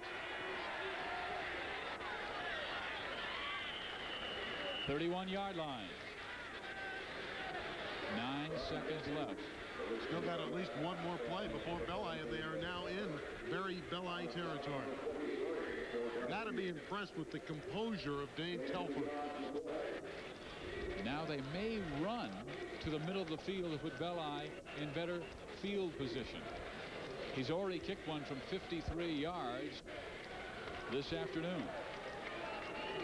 Lone setback is Dean Collins. Telford wants to throw again. It is caught and out of bounds at the 12-yard line with 3 seconds left. Brock Smith, and a timeout is called with 2 seconds remaining in the first half. The offensive line does a great job of protecting Telford here. Composed, and he fires an absolute strike to Smith. Got both feet in and goes out at the 12. A precise pattern by Brock Smith. He's a very intelligent wide receiver. And he beat James Hasty there. And he made an intelligent decision because his knee went down before he went out of bounds. So when he got up, he signaled for the timeout to the official, just in case. So with 2 seconds left, it gave Belli a chance to kick the field goal. Because if he doesn't call that timeout, clock runs. 13-13 ball game. Brock Smith 2 catches in the game for 53 yards. This has been a well-played first half, Steve. I know we've had some mistakes. We have the interception return. But considering it's very early, September 5th, both teams have been very solid. 29 yards out. Money in the bank. 16-13. Fresno State on the field goal from 29 yards out by Barry Belli. And he has 3 for the game. And it's a Fresno State 16-13 lead.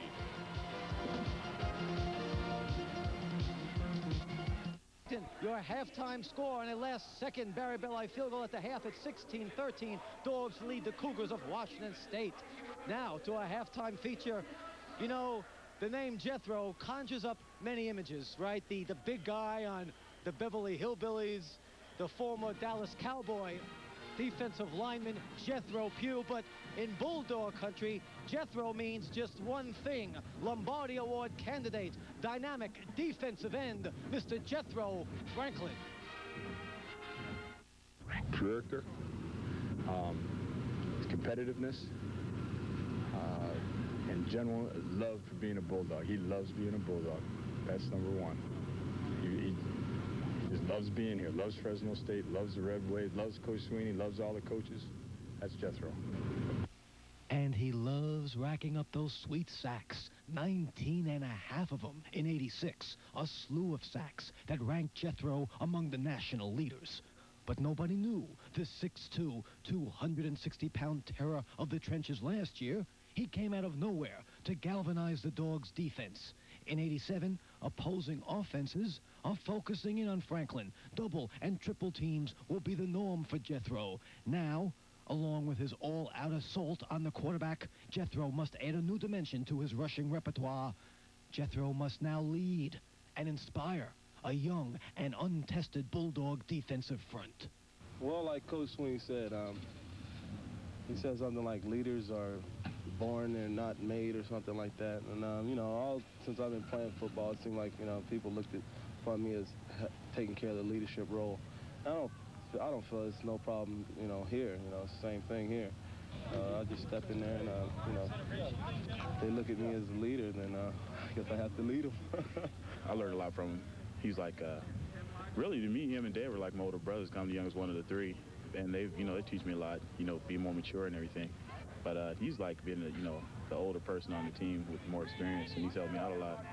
He's helped me a lot with my technique and, you know, the little other things just to get by. We're pretty good friends, all of us, off the field. That's what helps us work so much together on the field as a unit. Can he sing? Last year he sang for me. What do you think? That's the part that gets me. He always thinks he can sing, but he has a little bit to work on it, you know. Maybe a couple of pointers from somebody like Stevie Wonder or somebody would help him out some. You still can sing for me, won't you, this year? Oh, yeah, of course, Dick. Now, you know, this is a special halftime feature, and do you want to do a little hint of what will happen during the season? A little hint? Yeah, a little something. Gosh, I haven't really had time to think about it. You're not rehearsing? I told you, rehearse, Jeff. I'm sorry, Vic. Vic, I'm sorry. But William does say that Stevie Wonder should give you a few singing lessons. He doesn't think William said that? That's what William said. Okay. Well, the song I'm going to sing this year, it's going to be a secret. Okay, but the Bulldog Fight song, of course, your standard. Oh, yeah. I got that bulldog spirit down in my toes. Down in my toes. Down in my toes. I got that bulldog spirit down in my toes. Down in my toes to stay. I got that bulldog spirit up in my head. Deep in my heart. His heart. Down in my toes. I got that bulldog spirit all over me. All over me to stay.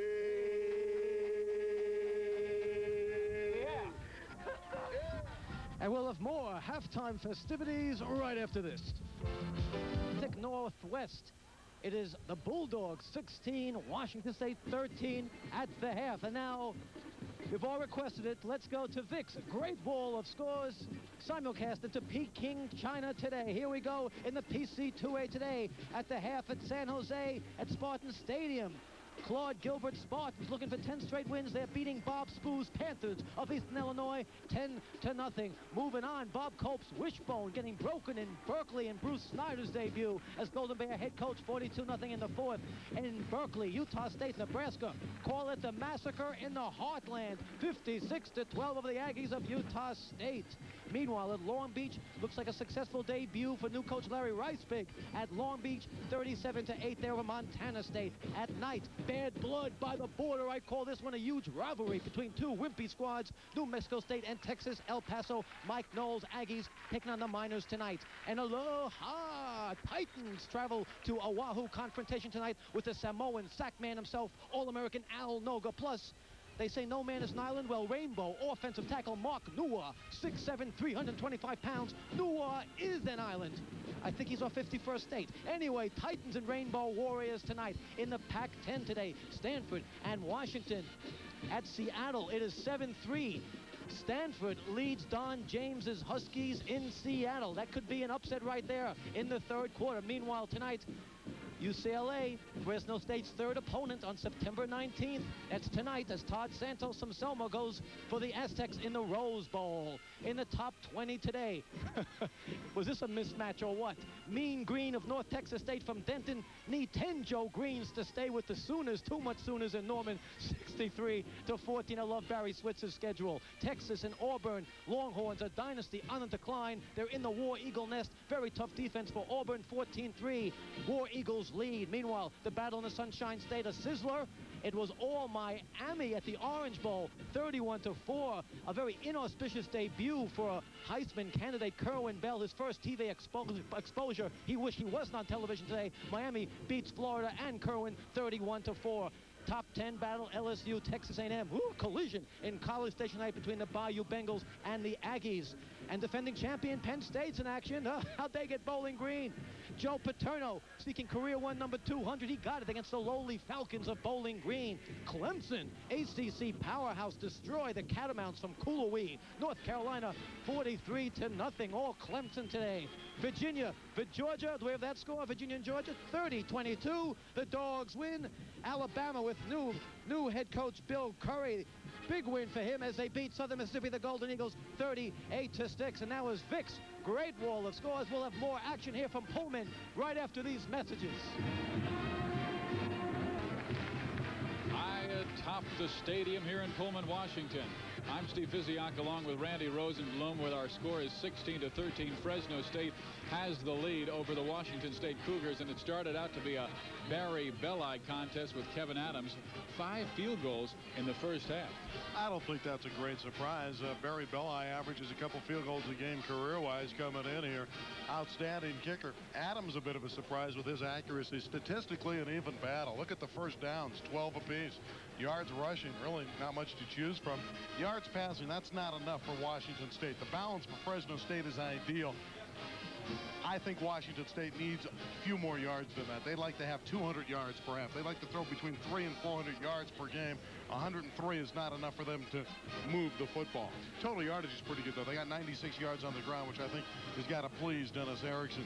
Then you come to the turnover category, and that's the one thing that has really plagued Washington State. That interception by Webster was a thing of beauty, 63 yards and a score, and another turnover by way of the fumble gave Fresno State 3 points. Talking about that interception, it was a spectacular effort by Webster. This was an ill-advised throw by quarterback Rosenbaugh. You noticed he sidearmed it downfield. His receivers were covered, and Webster really smelled it out and scored from 63 yards out, and that's why he's senior. That's why he's an all-conference performer. That's just plain and simply an outstanding play by a great football player, Rod Webster.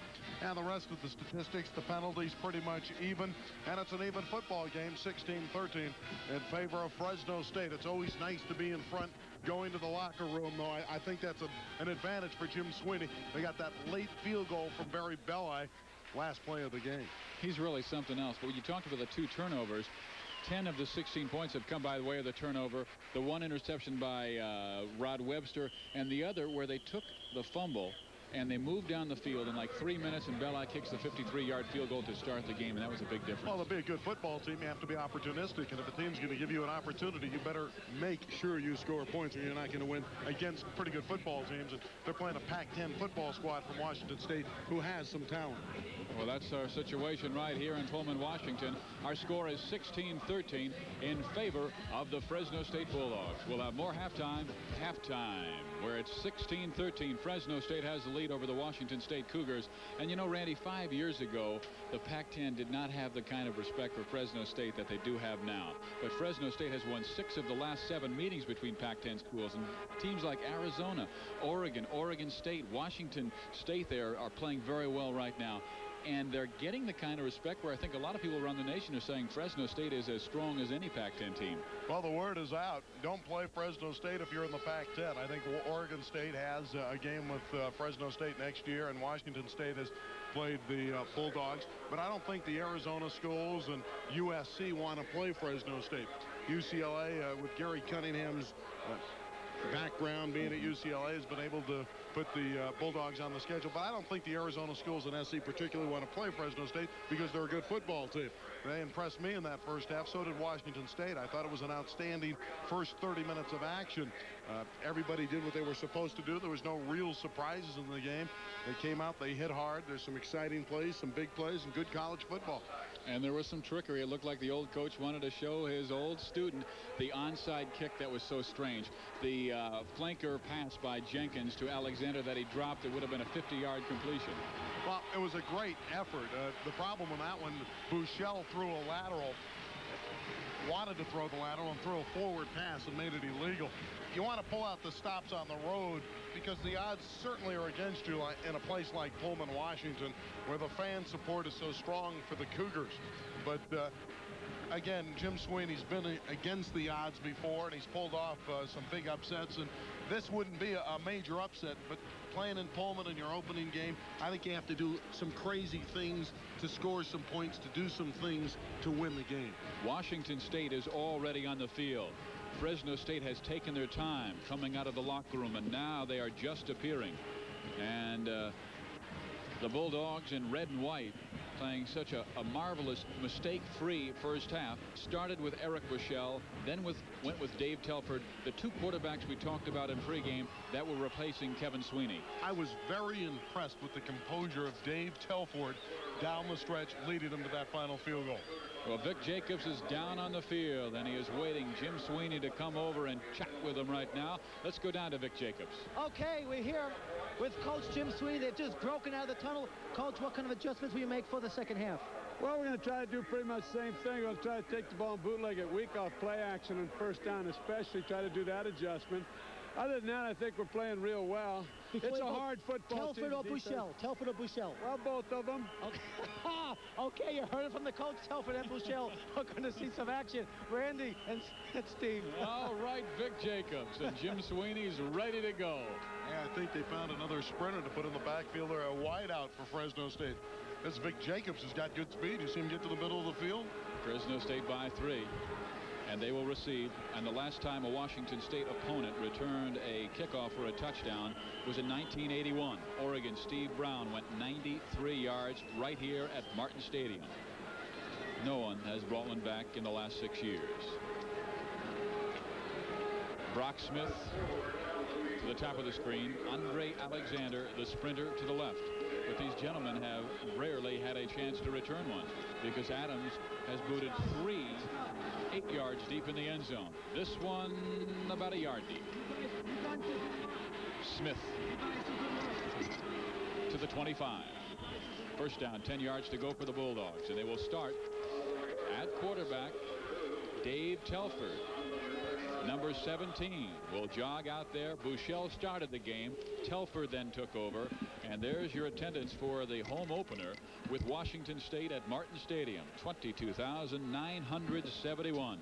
The stadium holds about 30,000, and Dennis Erickson was hoping for about 28-29. So he said he would be disappointed with less than 25. And somebody on the Washington State side moved over and pushed Jeff Trushell. But let's see what the call will be against. It's against Fresno State.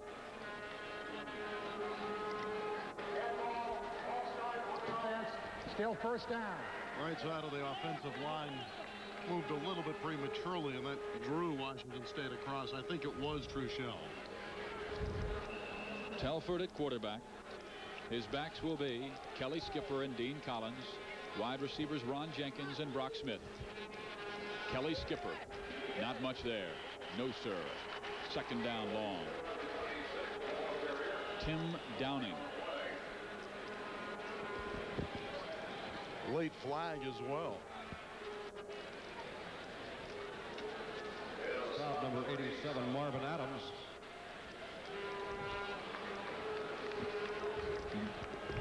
Say if somebody got the mask, obviously they did. Skipper into the middle of the line. He's going to get hit by Marvin Adams, the left end. And it's hard to tell which one infringed the rule. It might have been 97, but it's hard to tell from that angle. 97 is Tim Downing. A lot of arms in there. 5-yard incidental face mask on the defense. Still first down. Now, if it was an intentional grab of the mask, it would have been 15 yards, but it was incidental. It was an accident. So Sweeney will have a 1st and 10. Now from the 27-yard line. At defensive front, Tim Downing, Tony Savage, Ivan Cook, Marvin Adams. Linebackers, Alapote, Ford, and Metcalf. Skipper again. Oh, we have a reverse. And it's a first down and plenty more. Up past the 45-yard line. Andre Alexander. Andre Alexander is bottled lightning. You want to give him room to roam. Excellent fake by Telford. There's the fake there. He hit it on his backside and had Alexander coming around. Now, when he gives a guy like Alexander this kind of room, it's tough to get him in the open field. To give you a little in, a little out. Watch the dips he do there, and goodbye to number 18, Sean Landrum, and downfield he goes. I'll tell you, Alexander is something quick. He was a running back in high school. Skipper down the sideline, has some room, finally run out of bounds at the 25-yard line. They'll say he stepped out earlier at the 29, but Dave Telford is moving this club, and Skipper on that catch netted plenty. This is a quick screen to Kelly Skipper, and I was impressed with the way at the offensive line. They're already there. Look at Withicum, 300 pounds out in front, and the center. Fallon comes downfield and knocks Landrum out of the way with a great block, and then the great balance of Skipper on the sideline. That's a great execution. Telford to Skipper again. Boy, he found the seam again, and there's a flag. Down to the 27, 28-yard line. It'll be second down. The officials come to the sideline. It's a hold against Fresno State, and that stings a little bit. Moving the ball real well in the first minute of the second half. Courtney Griffin will replace Kelly Skipper. And on the stop, number 42, Ron Lee.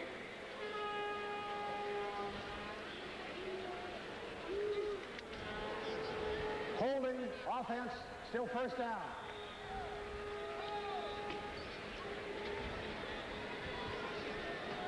Jim Sweeney, perplexed. But I think he was very pleased with the first half, and you can see he's applauding his team. You're going to make some mistakes in your first game. You can't be perfect. But his team has not turned the ball over at all. And that's a pleasant beginning to the campaign. They must get to the 19-yard line for a first down. Not much there. Good defensive play by Washington State. Tony Savage, 75, stood his ground like an anchor in the middle of the line, and he was just not going to be denied. And he was able to get to Griffin. Gain of 2, second and 18.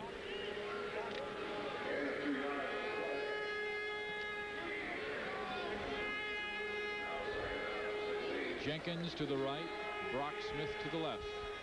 Griffin remains in the game at the I-back. Play action. Almost intercepted. Right in the hands of Artie Holmes, and he could not hold on. Smith went down instead of out, and the pass went out, and Holmes drops the football. Well, the first mistake by Telford, and he threw it right to Artie Holmes. Good protection. He didn't have to rush the ball, but that was just miscommunications, and Artie should have had the interception there. Third down and 18.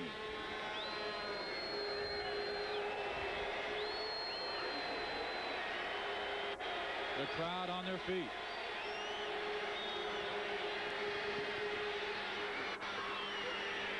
At the 22-yard line, it is caught by Brock Smith. There was a juggling act with James Hasty as they accepted the football. And it's near a first down, but about 3 yards shy. Now remember, if both men come up with it, it goes to the offensive team here. So Brock Smith was going to get the ball if they were both holding on, and they were, as they went down. They are shy, though, of the first down yardage, so Barry Belli is going to try for his 4th field goal of the game. Yeah, this is kind of funny. We were predicting the scores last night, and I said there would be an interception return for a touchdown by Fresno State, and Belli would kick 4 field goals. He's trying for number 4 right here. There is a fake, and Brock Smith unloads it for the first down at the 15-yard line. Rich Bartlesky. Well, Jim Sweeney, I got to give you credit. I never would have thought that you would have pulled this trick at this time in a 3-point game. Jenkins, we talked about the fact that he was a quarterback, calmly rolled out, set it up, just kind of softly threw it downfield to Bartlesky, who made sure he had the first down yardage, and a good fake there by Belli, carrying it through, too. This is execution. It's September 5th, and the Bulldogs are doing it like it's the middle of the season. Big play, 15-yard line. Face mask, 15-yard penalty against the defense. Automatic first down. Wow. Tack it on. This is big, and I'm sure Dennis Erickson very unhappy. The face mask was on the defender Artie Holmes, who dropped that interception before. And right there, he grabs the face mask and rips the helmet off the head of Rich Bartlesky. He yanked him. That's the reason it was 15 yards rather than 5 on the incidental before. First and goal. 7-yard line. Telford is driving this football team. The officials will pause.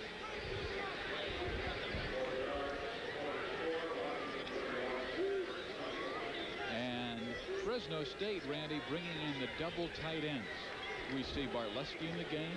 We see Jeff Swenning in the game.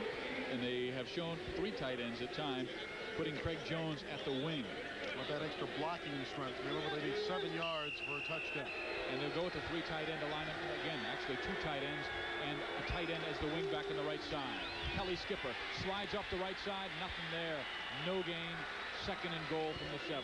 That was a great play by Ron Lee. You know, it's a shorter field. Everybody's compacted down there. And Lee, out of that secondary, was reading the run. Now, had Skipper gotten away from him, wiggled free, he had the outside, but Lee got down underneath and knocked him off his pins. Lee actually saved the touchdown. Again, double tight end, so the defense in tight as well. Telford wants to throw. He has a man wide open. Incomplete in the end zone. Jeff Swenning was by himself, and Telford just threw it too tall. Excellent call by the coaching staff of Fresno State. Going to the tight end who's open, but it's just a little bit out of the outstretched. Ooh, Swenning couldn't bring it down, and Swenning's a big target, 6'5". The tight ends are big at Fresno State, but Telford a little bit too strong with that pitch there. Ooh, he just came down and dropped the ball. It's a great call. Oh, you gotta love it. They'll split some more people out this time. Jenkins in the slot on the right side. Williams in motion right. Telford will throw again. The pass is caught at the 2-yard line, but it'll be 4th down and goal as Ron Jenkins makes the catch. Simple slant pattern.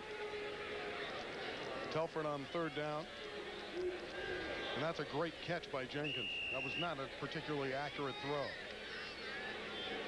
On 4th down, it appears, Steve, they may think about going for it here. And they will think about it for a while. There's a timeout on the field with 11 minutes, 16 seconds remaining in the 3rd quarter. And Fresno State is leading Washington State 16-13. Let's pause as you hear this. Fresno State is leading by 3. They have a 4th down and goal at the 2-yard line, and they have decided to go for it. The I formation, Kelly Skipper, no. Washington State has held. And the 22,000 going crazy here at Martin Stadium. 41, James Hasty was not going to let Skipper get to the end zone. A great ankle tackle down low. 41 is there and stops Skipper 2 yards shy. Ball goes over on downs. Bad field position for Washington State, but it certainly beats the alternative, being down by another score. So Fresno takes 4 minutes off the clock to start this second half. And here's the handoff to Richard Calvin. He's out near the 8-yard line. Jethro Franklin making the tackle. It will be 2nd down, about 4.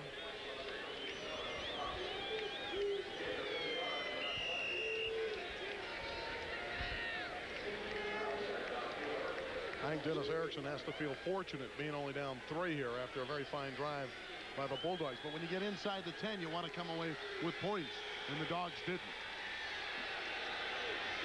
Cougars need 4. Calvin will get a couple to the 10, but he needs to get to the 12 for a 1st down. Chris Reinhardt on the tackle. Calvin, 6 foot, 210-pound redshirt senior from Santa Ana, California. He didn't attend school from 1985 until this year, and then got his grades back together in summer school this year, and here he is. He's a load. Big, strong football player who can really carry it for the Cougars of Washington State. He has 55 yards rushing. Rosenball on the option. Has the 1st down to the 15-yard line.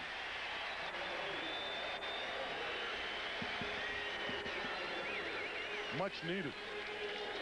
first down for Washington State, and Rosenbach carries the ball pretty well.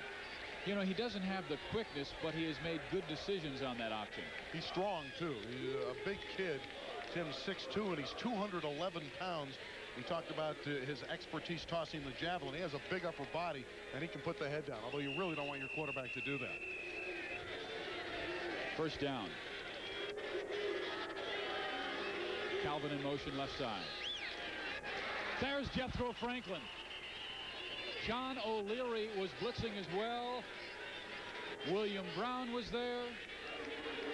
And that's the first sack of the game. 93, William Brown is the man coming from your left, right there, number 93, and he spun down Rosenbach, who never had a chance.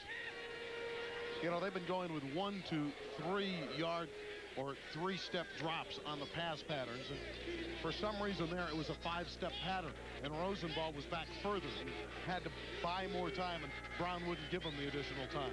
2nd and 15.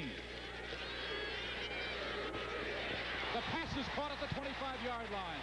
An excellent catch by Tim Stallworth.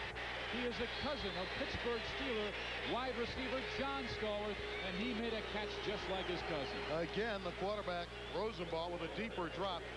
Being a great receiver takes great concentration, and he watched that ball all the way in, did Stallworth.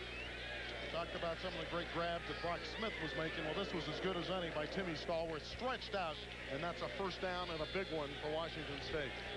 Stallworth 2 catches, 35 yards, first down and 10 from the 25-yard line. Rich Swinton has another first down at the 35.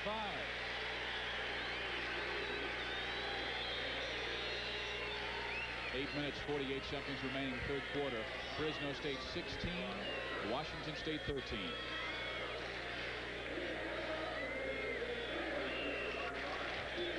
The home opener for the Bulldogs next week against Western Illinois. And we will televise that game.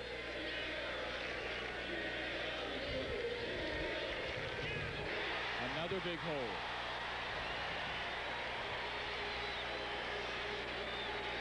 Michael Pringle on the carry. Again, close to a first down. It's that offensive line again that's beginning to pave the way. They average 275 pounds. They have 2 linemen on the right side, Utley and Dyko, who are 6'7", 6'8", and it's just hard for a 6'1", 6'2" man to handle them. And Pringle is a sprinter. He's about as fast as they come on Washington State. You don't want him flirting with your secondary. He's capable of breaking a big one. Rosenbach incomplete, second down and 10.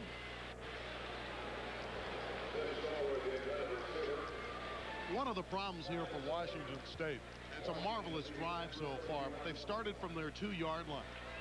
And to execute a 98-yard play, you have to run off a lot of plays unless you get the big one.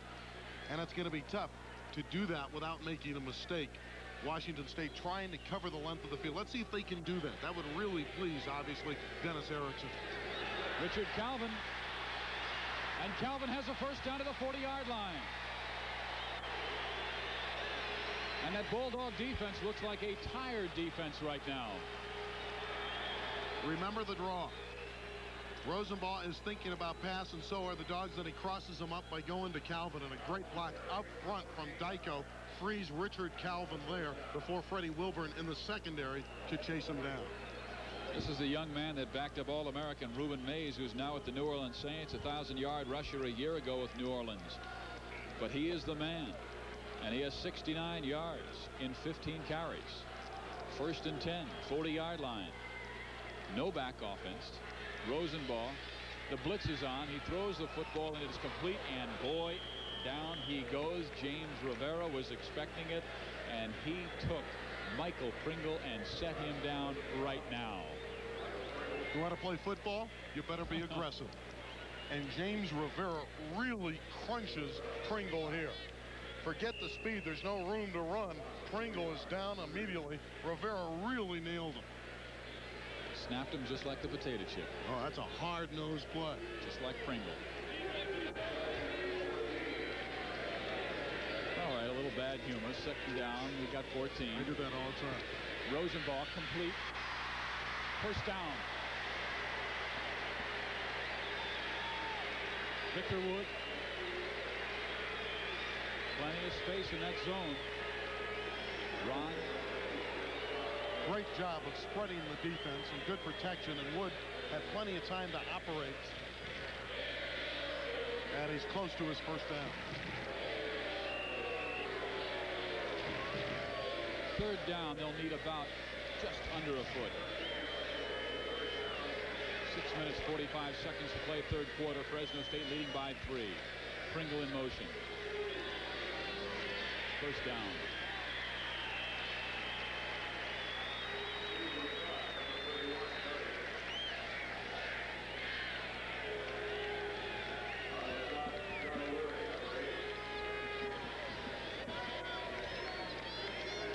Great drive. Execution of the run and the pass.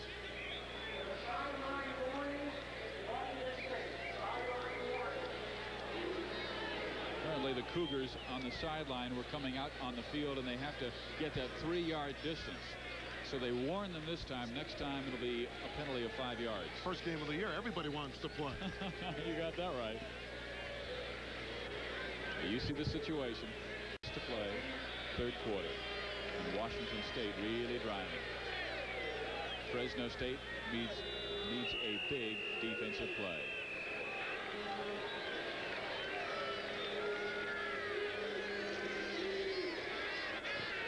Calvin is stopped this time by John O'Leary and Craig Atade.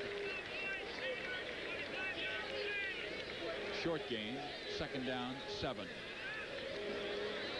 When you're so conscious of the forward pass, and that's all we've read about and heard about from Washington State. And I'm sure Fresno State mentally thought about the pass game.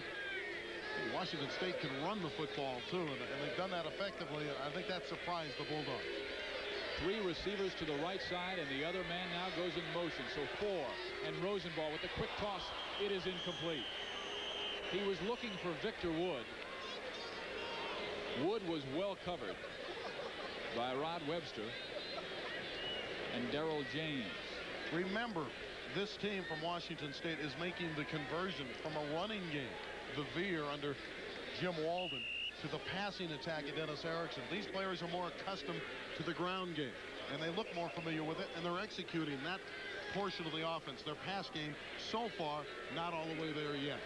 Third down and 7, and you know Fresno State has really gone with the nickel defense in this game.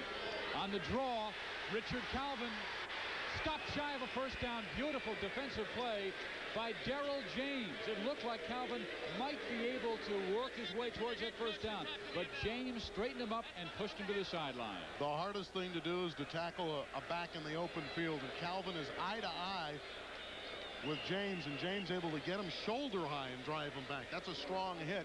Now we have the opportunity by Adams for the tie. 38 yards out. He hits it well, and it is no good. Off to the right side. So a field goal kicker in this game has been off for the first time. 3 by Belli, 2 by Adams, and our score remains 16-13 Fresno State. Well, Mayor Oates, fill her up with Super 76 unleaded. There's a super spirit. Murph, is it really the highest octane premium in town? Sure is. Spirit, the highest octane spirit. Hey, Mr. Mayor, look at Super 76's more power for your political machine. Oh, well. The spirit of Super 76. New car, highest octane gas. How could the girls resist, Jill? Beats me. The spirit of 76. Are you paying too much or your rates too high?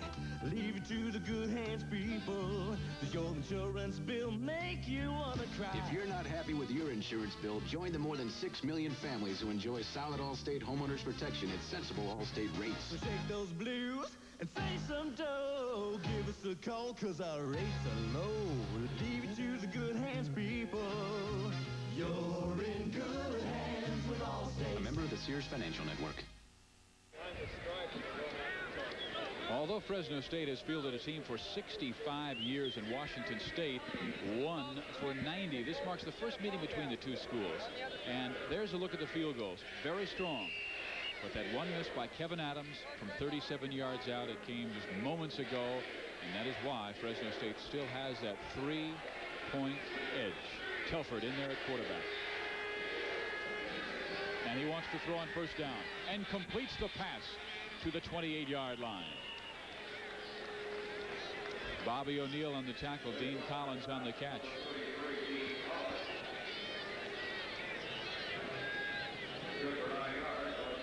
There's Jethro Franklin, the All-American candidate and sack leader for Washington State. You know, you change temperatures from a dry climate they have in Fresno to the humidity they have here, and sometimes your body doesn't adjust and you cramp up. Collins for the first down, and he's fighting his way. Telford 8 of 12 in the ball game for 100 yards. Very home impressive sweet show. home, huh? Nothing like the cooking, is it? You bet. I've been impressed too with Dean Collins. He's put his head down. You know, Collins started his college career at another school. He played at Boise State for 2 seasons. Had some pretty good campaigns there. But he's in a bigger league program, and he's a big league running back. Good numbers for Telford. First down. They're going for the home run. And it is incomplete. Hasty tried for the interception. And as soon as Brock Smith thought he had a chance for it, he operated as a defensive back. We talked about the intelligence of a Brock Smith. He turns into a defender here, realizing that it would have been intercepted. And that's a good effort. They wanted an interference, and they might have had a pretty good gripe here. The fans are calling for with that right arm, but I think they were really both going for the ball. Yeah, if you're going for the ball, that is the rule. Then there is no pass interference. But if you shove the guy, but if you make an effort for that football, it's wide open. Tell James Hasty. He was arguing. Second down 10. On the reverse, boy, Washington State reads it beautifully. And it'll be third down and a mile. That's a good way to kill your little Andre Alexander. Marvin Adams was the man laying back. In case there's a reverse, there's got to be someone from the backside waiting, just in case, and Adams really snuffed out the play, and Alexander didn't have enough room to try to buy a move. He was dead in his tracks. He didn't have room to do anything. Lucky to hold on to the ball. Adams with a big play there. Big man. Third down, 18 yards to go. Collins, a big run, and Dean Collins is up near a first down. He'll be about 3 yards shy, but it's a 15-yard run by Dean Collins. And the quick opener, Ron Lee, made the first down saving tackle. Good effort by Collins here, sliding through the gaping hole, and Ron Lee finally rolled them down. We have an injury report. Let's go down to Vic Jacobs. Okay, there is nothing to worry about with Jethro Franklin, the Lombardi Award candidate. He had cramps in both legs. He'll be back in the next series. Stephen, Randy. All right, Vic, and your wall of scores. Good to talk to you again, pal. Barry Belli is on. There's an injured man down momentarily, and that was Walden. He's up now and running back off the field. 16-13. We have 3 minutes, 17 seconds to play in the third quarter. Fresno State leading by 3. Good game, I'm telling you. What a way to start the season. Tim Stallworth back to receive. Belli with a line drive end-over-end kick. Stallworth will have a very good chance at a return here. And man, is he going. And look out here. One man to stop him. And that is Belli, and he drags him down at the 25-yard line.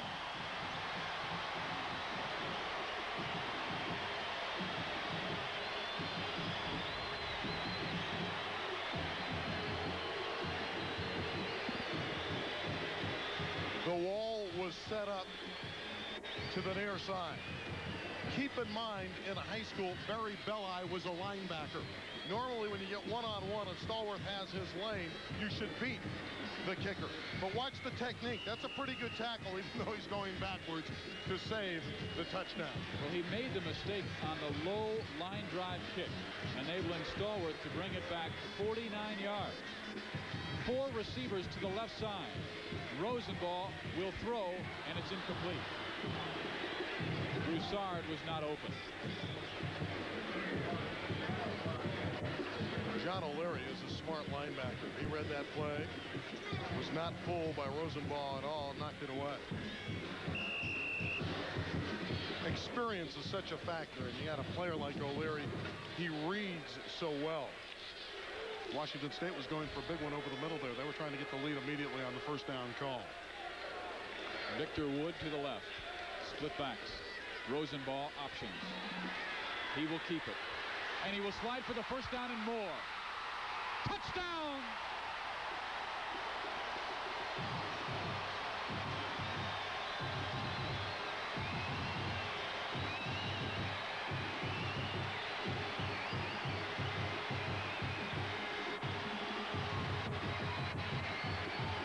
Tim Rosenbaugh is a very strong runner. He got a great block from Pringle on the outside that turned him free. Nearly stepped out of bounds there as he eluded Webster, and then he says, I'm number one, and we got the lead. 25 yards in the touchdown, and that is the first lead of the game for Washington State, and Adams makes it one more.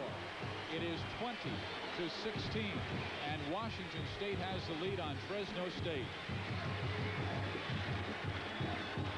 Again, the deception, the thought of a pitch out, which never came, and good blocking. There's the Pringle block on the outside that made him turn the corner, and Rosenbaugh accelerated. He picked up the pace, getting away from Webster, and then the easy move into the end zone, and a nice effort by Tim Rosenbaugh. That's got to build confidence for the Cougars. And it was all set up by that punt return by Tim Stallworth of 49 yards. Two plays, an incomplete pass and a 25-yard run, and it is 20-16.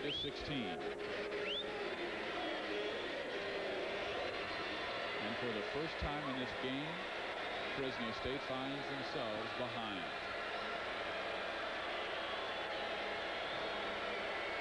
Fresno State has still yet to score offensively a touchdown.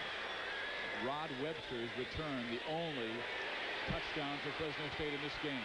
This is Brock Smith to the 20, 21, that's all.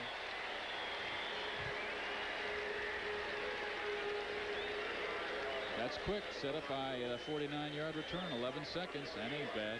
That's field position.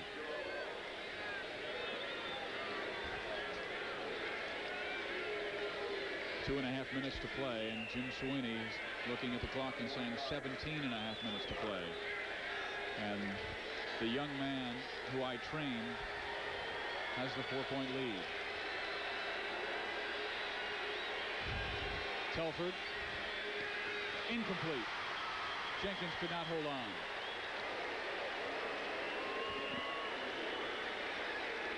Jenkins will look away at the last moment, thinking about running before catching. That's a perfect throw from Telford, but a look upfield right there, and he lost the handle as Landrum came in and punished him after he dropped the ball.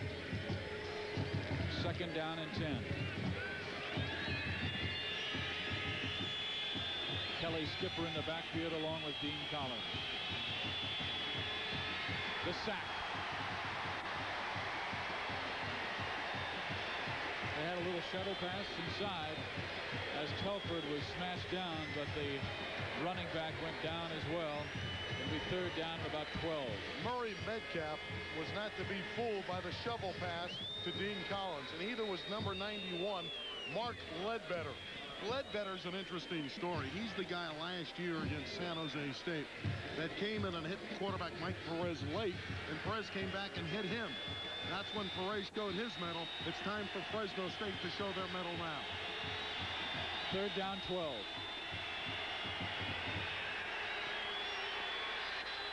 Complete first down. Brock Smith.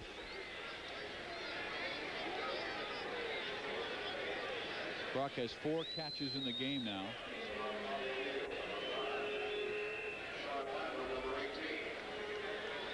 Minute 29 and counting. 20-16.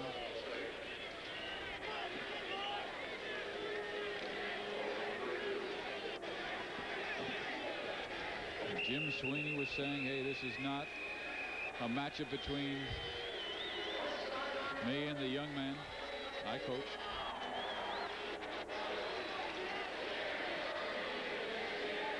it is not Jim Sweeney returning to the land where he coached at Washington State.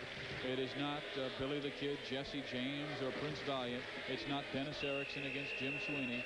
It's the Cougars against the Bulldogs, and it has been just that kind of a matchup this afternoon.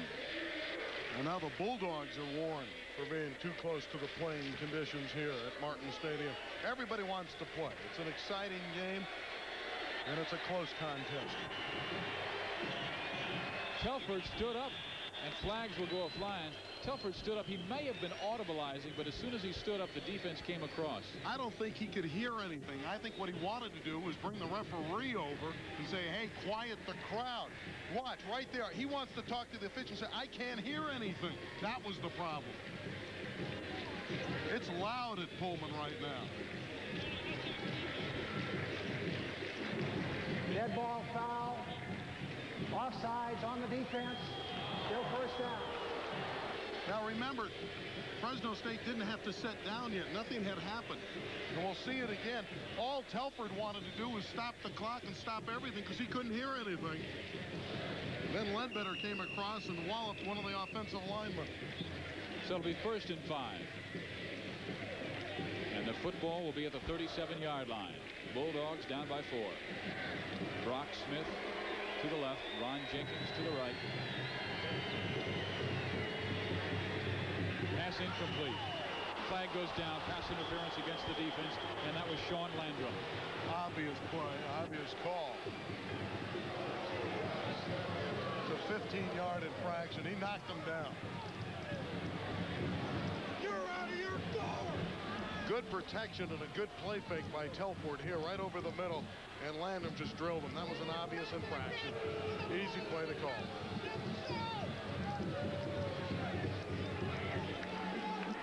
.49 seconds remain in this third quarter.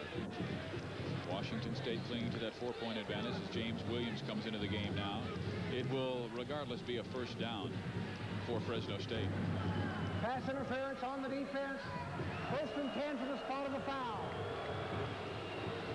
And the crowd will boo.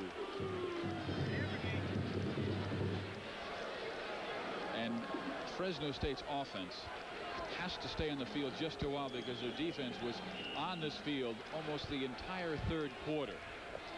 The penalties both very even, but Fresno State's defense needs a rest right now. One lone setback, that's Dean Collins.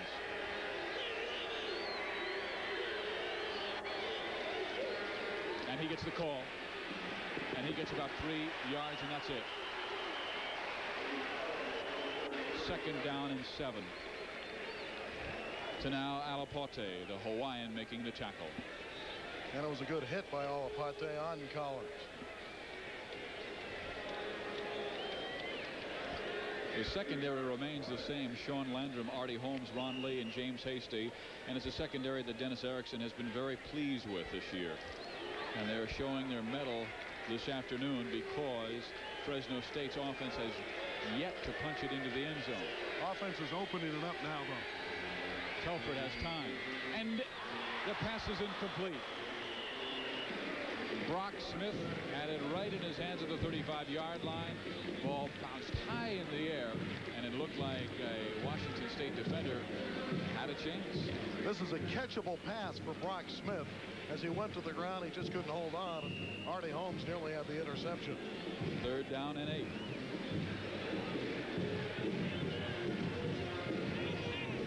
They must just get across that 41-yard line for a first down. Kelly Skipper comes back in the game. Ron Jenkins will sit down. 4 seconds remain in the third quarter. Skipper dives ahead to the 44, and that's it. 4th down. The punting unit comes on, and that's the end of the 4th quarter. And with the 4th quarter closing, our score is Washington State 20, Fresno State 16. Back with the final 15 minutes after this. Welcome back to Pullman, Washington. Dogs are down by 4. I just came from the Dogs defense. Jethro Franklin is one inspired defensive end. Was screaming at his mate saying, we've worked too hard to lose it now. Let's do it and dominate. Watch the Dogs defense for the last 10 minutes of this ball game. Back to you guys in the booth. He's talking like a Lombardi Trophy candidate, and the candidate that he is. one of the great defensive ends in college football. And there's Jethro Franklin pinching from the outside to make sure Calvin doesn't get very far. And he has had a fine running game, Richard Calvin. It was a gain of 3, 2nd down and 7. The Cougars ideally would like to keep it on the ground and grind out some first downs. So when all we've heard about the passing game, really not in their plans too much now if they can control the ball on the ground. Now occasionally you want to mix in a pass, but they want to again establish the ground game, drive the ball, and kill the clock and win the game. 12:20 remaining right now. Washington State leads by 4. This is Pringle to the outside. Hit and knocked down at the 25. Oh, what a hit by Chris Reinhardt and Rod Webster. Pringle got up. It's 3rd down and 5. Also, there was Jay Wilkerson, who really stood his ground very well.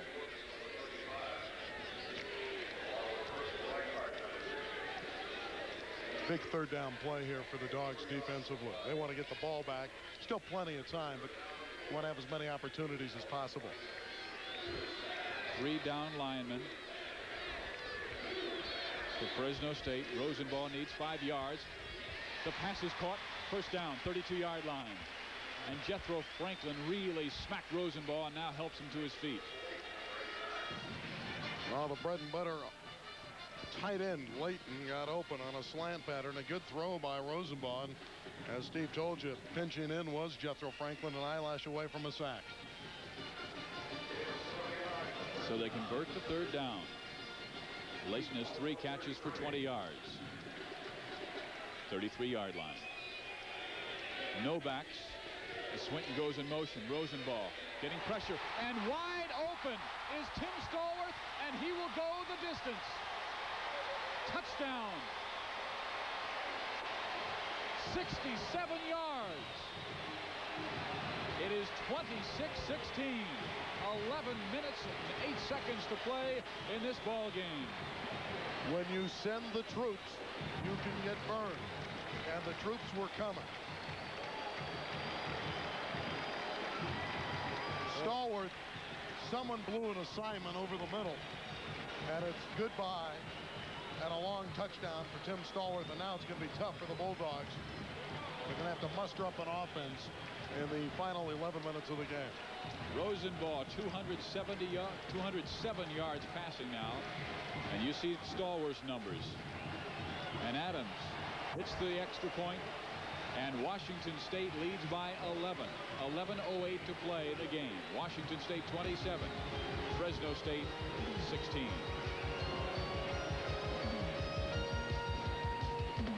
By Tim Stallworth. Won a 49-yard punt return to set up a touchdown by Tim Rosenball. And the next one, a 67-yard touchdown from Rosenball. And Stallworth right now the star of this game. And here is the return. And the fumble by Brock Smith. He must bring it back. And Brock Smith is knocked down at the 13-yard line. 87 yards to go. And down by 11 with just 11 minutes to go.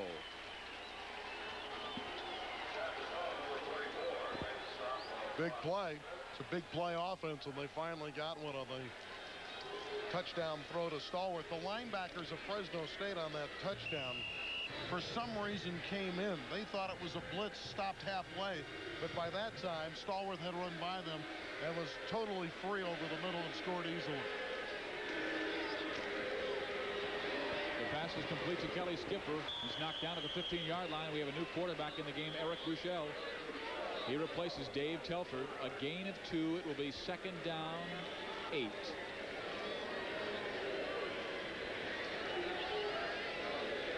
Down by 11 points, you need 2 touchdowns, so that more or less takes Barry Belli out of the game. So it's going to be a long drive. The number's not bad, but not producing points so far for Buechele and Telford. They have to get the ball downfield. You still have time, so it's a possibility anyway. Complete. 1st down. 30-yard line. They're still struggling to get the big tight end down, and he is finally hauled down to the 31-yard line. Craig Jones. Craig Jones originally attended Cal. And now he's at Fresno State. That's a good catch, good concentration. Just lowered his head down to make sure he had the first down before his final wrestle down by Murray Metcalf. But that was a good grab by Jones. That was his first catch in his career. Goes for 16 yards. Skipper. Whoa! Up in the air he goes. A short gain of 2 yards at 2nd down and 8. Chad DeZellem. It's like DeZellem's going to take him out right out of the stadium and just pick him up and bring him back to the locker room. One thing about Skipper, though, he always falls forward. You know, he's always got that extra lunge, that 1 or 2 yards, and you got to like that in a running back. He's getting to that additional 1 or 2 yards. They need to get to the 41 for a first down. Complete at the 40. It'll be 3rd down and 1 as Jenkins slipped and fell. 9 minutes, 20 seconds left in the ball game. Washington State 27, Fresno State 16. 2 tight ends will come in the game on the 3rd and short. And that is Bartlesky and Jeff Swanning. Smith and Jenkins lead. So we'll have that 2 tight end with 1 extra tight end as a wingback, and he will move to the left side. Collins and Skipper are the setbacks. And Buechele gives to Skipper, and he slides ahead for the first down. And the clock continues to roll.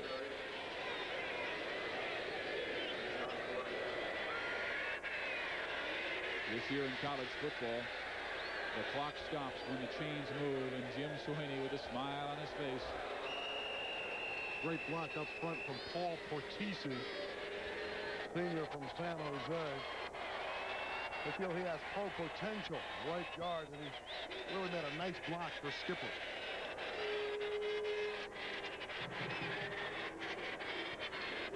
Complete at the 47-yard line. Craig Jones again. Jones is a big league tight end, and Buechele looks for him. Primary target in between the linebacker Metcalf and the other linebacker Tanao Alapate. I think those linebackers on a tight end with Jones's speed and catching ability have an advantage. 2nd and 1. James Williams just checked into the game. He's the far receiver on the left side. Dean Collins breaks to the outside, has a hole. He's to the 30. He's to the 25-yard line. And Dean Collins with an exceptional run to the 24. And a first down for Fresno State. James Hasty made a touchdown-saving tackle. There's no quitting these dogs. Withacombe with a great block there, freedom on this 23-yard run by Collins, and he's going to get every extra additional yard there. Remember, the Bulldogs need a touchdown. They got to get the ball back and score again. They're down 11. Collins has 81 yards rushing now in the game. High formation, Skipper. Skipper with a big hole. He's got a first down. Skipper's to the 10-yard line. A gain of 14 yards. And all of a sudden, the offense picks up. But can they punch it in? Well, you have to do what you have to do. And they need to score touchdowns, and so they've picked up the pace. They've worked very hard, and they're just blocking real well now, giving guys like Skipper and Collins some room to operate. This is what they've worked for. You know, you come into this game, you're emotional, you want to play, but now it's game time. You got to win. It's winning time, as Magic Johnson says. And a timeout is called by Washington State. With 7 minutes and 23 seconds left in this football game. Washington State 27, Fresno State 16. 1st and goal from the 10-yard line. On the first drive of the second half, Washington State watched Fresno State take the football from their own 20-yard line to the 2. Fresno State was unable to score, and since that time, the Cougars have dominated this football game. This is Buechele to Dean Collins. He's straightened up after a 2-yard gain. This drive started in the 13-yard line, and it has been an impressive one. That has been under the direction of Eric Buechele, who has come in and ignited the offense. But again, they have to produce points. They've been down there before, as Steve indicated, and have come up empty. They can really ill afford now to not score points. They have to have a score of some kind this late in the game, under 7 minutes left. They need a touchdown spiritually. And Buechele wants to throw. And it's incomplete. Jenkins was open. The Shells pass too tall. 3rd down and goal from the 7. 6 minutes and 45 seconds to play in this ball game, and the Cougars leading the Bulldogs 27-16. This is Steve Physiok along with Randy Rosenblum and Vic Jacobs down on the sideline.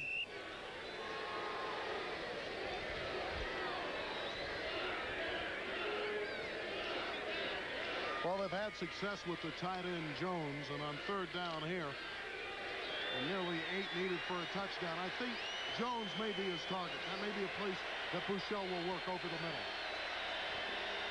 He's to the right side, number 87. It's intercepted at the 2-yard line. James Hasty.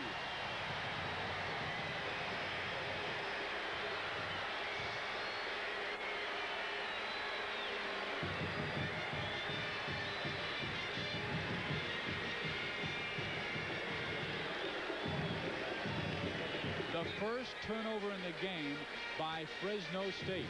This is a great individual effort by Hasty. Darting in front of Jenkins, and that's just a terrific play.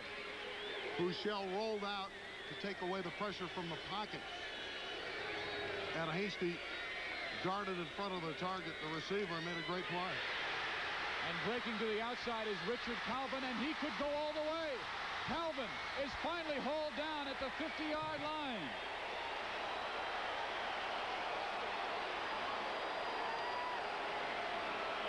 I was just going to say that drive started at the 2-yard line. Stalled at the 2-yard line, just the same area that it stalled to start this game. Richard Calvin, a nice job of dancing the sideline. Webster shows his great speed to get him from behind.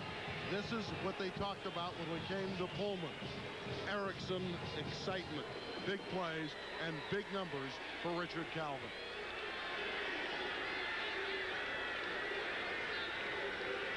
From the 2 to the opposition's 48-yard line. Jethro Franklin. But it may be a little late. 6 minutes and 20 seconds to play in this ball game, and Washington State leading Fresno State by 11 points, 27-16.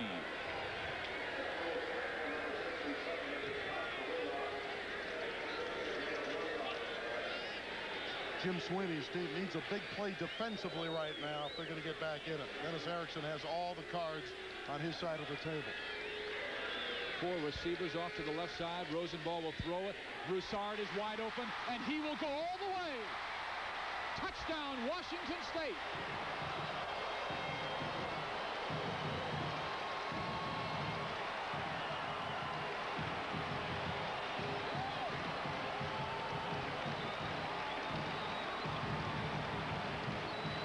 They're coming again, and Rosenball picks it up. Right play call. Broussard gets one-on-one coverage from Bowens, beats him to the inside and scores, and Washington State has found a slice of heaven in Pullman today. A tremendous second-half performance by the Cougars. Rosenball, 2 touchdown passes and a 25-yard touchdown run in the second half. It worked the first time. It worked again. And it's 34-16 Washington State. And with 5:49 left in the ball game, Fresno State needs a lot of hustle. Got a big play offense. There it is. 50 seconds. They go 98 yards. And that 46 final yards covered by Broussard, the sprinter, who was on the NCAA runner-up track team as a sprinter. 100-yard dash, 220. And a lineman does what a lineman often does, get the ball and sit on it. Washington State right now is riding the crest of an emotional high, and these fans there basking in the sunshine, most of them without the shirt, on a warm afternoon in Pullman, have really helped the Cougars' cause. You talk about a home field advantage being worth X amount of points. This was a hotly contested battle for 3 quarters, and the fans here, 23,000, have given Washington State quite a lift. Well, regardless of what Fresno State does, it would be a spiritual lift if they could get to the end zone, but they're not going to on this drive. because it is intercepted, and intercepted by Nedi Ula-Auna. Are you sure? Ula-Auna. There he is. Whatever you say. Well, you knew that he would cap it off, right? Ula-Auna. You had practiced the tip drill for this reason. Watch, it's tipped here by Hasty, who's done a great job all afternoon. Then Ula-Auna says, hey, I want everybody to pronounce my name. I just call him Nedi. That's his first name. 34-16. You know, I was just going to say that Eric Bushell or Dave Telford, who's ever out there at quarterback, really needs a strong drive and to get the ball into the end zone, regardless of the consequences if they lose the football game. They need a good drive. They have yet to get the ball in the end zone on their opener of 1987 and replacing a great quarterback like Kevin Sweeney. They needed it simply for inspiration. Swinton. 4 yards. 5 minutes and 25 seconds left in this ball game. You know, Swinton's a redshirt freshman. We haven't seen that much of number 33. And as Jim Sweeney looks on, I think Swinton's going to be a pretty good running back here in Pullman. He runs the 100 meters in 10.9. He's out of Canoga Park, California. Played at Montclair Prep, had some big numbers there. I think he's a find for Dennis Erickson's team. Rosenball will run. Ed Tinkstad is stood up by the defense. Leading away Tony Harris, and a flag goes down. Frustration right now for the Bulldogs. And I don't think Dennis Erickson will put the ball up anymore. He has enough points to win the game. It was a 16-13 ball game at the half, and Fresno State had the lead. That's William Brown. He's down on the field. That's one thing they need. They need to get out of this ball game now without any injuries. Brown's on the top of your screen, number 93. And he's chasing Tingstad. See if we can see what happened to him. That right leg got pinched down as he went to the turf, the AstroTurf here, and they're still working on that right leg. And William Brown, they're all around him, has been very impressive for Fresno State in the workouts, and he's played a strong game today. And as Steve alluded to, you can ill afford to sustain major injuries. And in that defensive front, Brown is a major catalyst for Jim Sweeney's team. We're going to go down in a moment to Vic Jacobs and see if we can get a report on William Brown out of Long Beach, California. Played at Long Beach Poly, which is given a lot of athletes to the PCAA. I can think of Kirk Jones, who's a great running back at Nevada, Las Vegas, and there are others. And for Jim Sweeney, he can only look down at his injured athlete and know that he's hopelessly out of this one. But his team gave it a game fight. They played a fine first half. We're led by 3 points at the half, and then boom. Rosenball, 25-yard run. Stallworth, 67-yard pass from Rosenball. Broussard, 46-yard pass from Rosenball.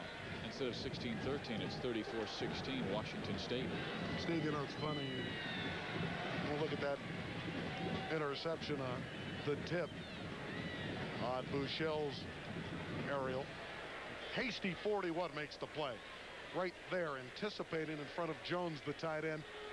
And then our buddy, you ought to know how to pronounce his name by now, right? Nedi Ula-Auna made the interception. I was going to say, you pick up the paper tomorrow and you read 34-16 or 41-16 or whatever it ends up, you're going to think a rout. It wasn't that kind of football game. It was a hotly contested battle. Right now, I think most of the concerns in the Fresno State sideline are on that young man, William Brown, who's down at the 20-yard line and has been there for some 2 minutes. And they have his helmet off right now. And Jim Sweeney, I'm sure, just saying, hey, all right, we've suffered a defeat. Let's just make sure William's all right. See William talking there, so he's certainly conscious. It looked like that back leg got pinched down. Let's go down to the field. Apparently Vic Jacobs has a report for us. Well, very preliminary reports say, as you mentioned, Randy, it's a neck injury. It looks pretty severe because he's still down. William Brown, a big man, so it's got to be pretty severe to lay this guy out. I noticed Jethro Franklin still with much concern watching his friend and teammate William. So it's a pretty serious injury as the ambulance comes into view. We could not see the neck. Look the angle, the leg, but he's going to be number 93 right there. Well, we're not going to say anything about the seriousness of this injury. It could be simply a pinched nerve, and that is what we hope it could be. It did not look like the neck was pushed back that far. But right now, William Brown, they're just doing precautionary measures and making sure they do everything possible to make sure William Brown is safe. Our score here in Pullman, Washington, the Cougars 34, the Bulldogs 16. We have 4 minutes and 52 seconds remaining in the ball game, and Washington State not only holding that 18-point lead, but the football. And the young man who just made the tackle, William Brown, the outstanding young junior college transfer, defensive left end. Williams trying to get up on his own. He apparently waved the stretcher off.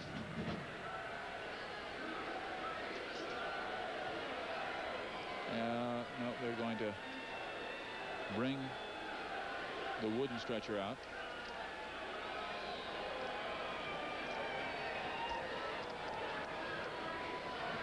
Again, William Brown, left defensive end for Fresno State, making a tackle, and they took his helmet off after he went down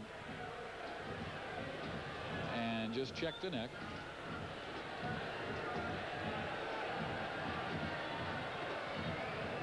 And they will move William onto the stretcher and off the football field. But again, no idea at all the severity of it. I just hope that it's a pinched nerve.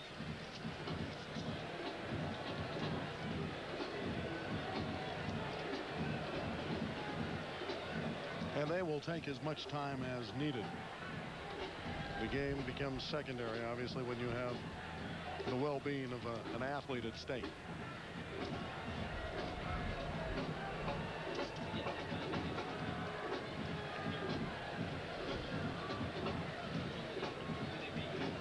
We were just talking with William and Jethro Franklin last week, and we asked both of them together who's better, and Jethro pointed at William. William pointed at Jethro almost at the same time, saying, hey, this man's the guy who led me. And Jethro said William is farther along than I was last year going into the first game. No question, he's a fine player, excellent talent.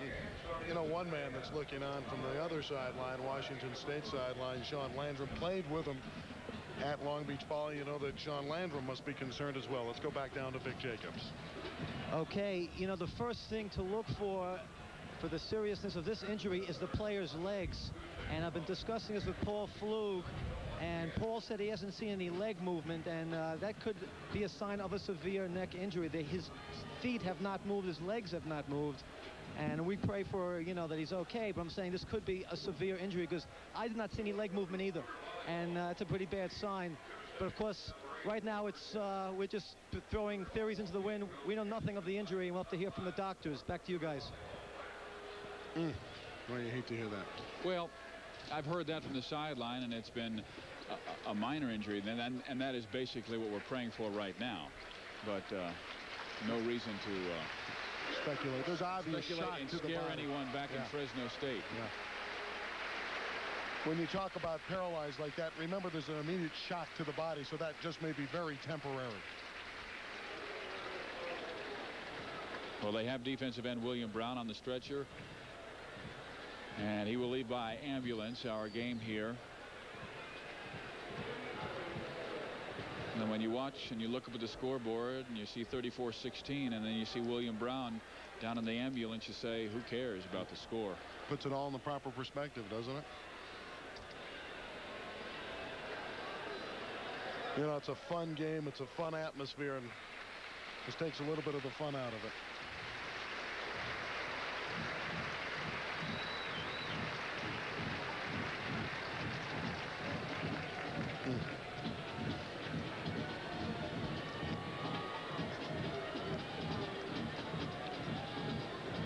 defensive end William Brown, after making a tackle at the 23-yard line, just crumpled to the ground, and the trainers went over, said, hey, he said he has a little problem with his neck. The trainer said, let's not take any chances, let's get the stretcher out here, and they have done that.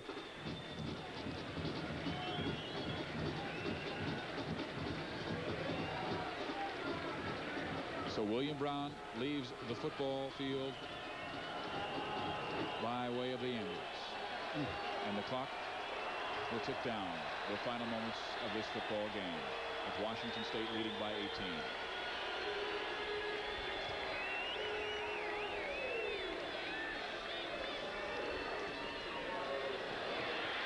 Pringle to the outside, cuts back in, breaks a tackle, and is run down and out of bounds at the 4-yard line. Vic Jacobs is down on the sideline. Victor, what do you have? Okay, thank God. You know, I just talked with Dr. Schechter. He's calling in a concussion, and he said that William was talking to the doctors, and there was leg movement. So that's good news. He had consciousness, he was talking, and Dr. Schechter has called it a concussion. A preliminary report, it's a concussion for William Brown. Back to you guys in the booth.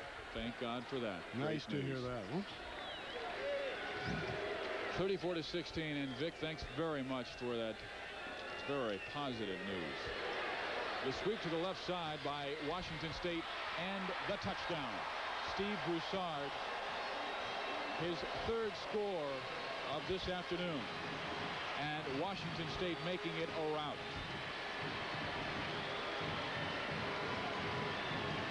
Football is a game of intensity right now. Obviously, that intense part of the game for Fresno State has subsided, and Broussard with a nice run, turning the corner for the touchdown. I think it just went into the locker room with William Brown. I would agree with that. It's real tough if you're Fresno State. They're out of the game. They see one of their favorite people go off the field, and their heart's back in the locker room, as you said. The extra point is good, and Washington State has a 41-16 lead over the Fresno State Bulldogs.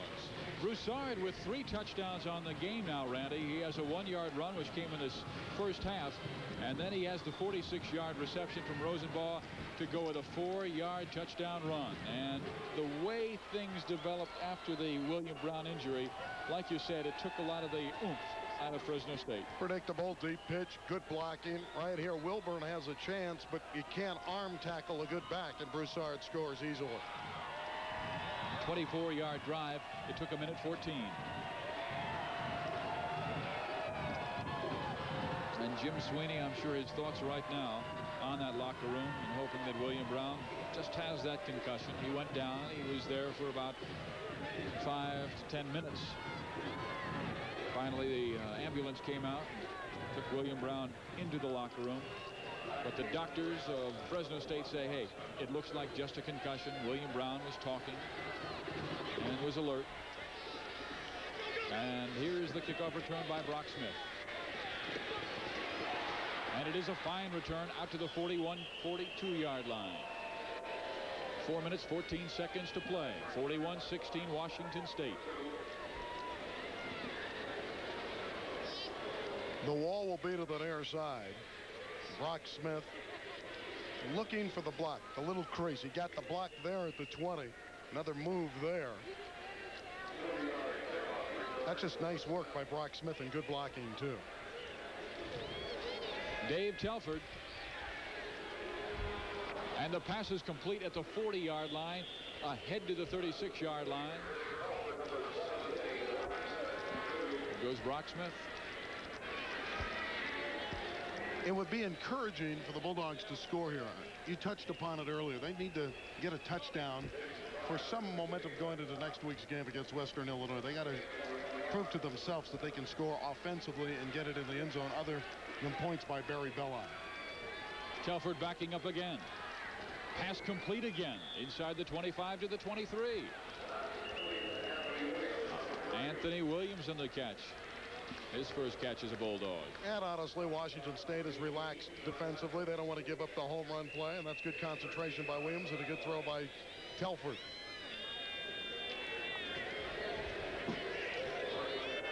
First down, 23-yard line. The numbers for Dave Telford. Buchel's numbers are impressive as well, but neither quarterback has been able to engineer the offense into the end zone. Ivan Cook on the tackle. It will be second down and long. 3 minutes, 20 seconds to play in the game. 41-16. Washington State has the lead. Keep in mind, though, this is a non-conference game, and for Fresno State, their goal is to win the PCAA and get to the Cal Bowl. For Washington State, win the Pac-10 and get to the Rose Bowl. Complete and out of bounds at the 5-yard line. That was Ron Jenkins. So it'll be first and goal inside the 10, but they've been there before. Now it's time to turn it into points. Nice cushion here for Jenkins. He's going to take everything he can get. Wide open there. Good pick downfield by Andre Alexander, too, to free open that area. There you see the time that's left in the game. But Washington State leading by a bundle, 25 points. Dean Collins ahead to the 3. It'll be second down and goal. Alaponte on the tackle. And the crowd beginning to file out here of Martin Stadium at Washington State. Crowd of near 23,000.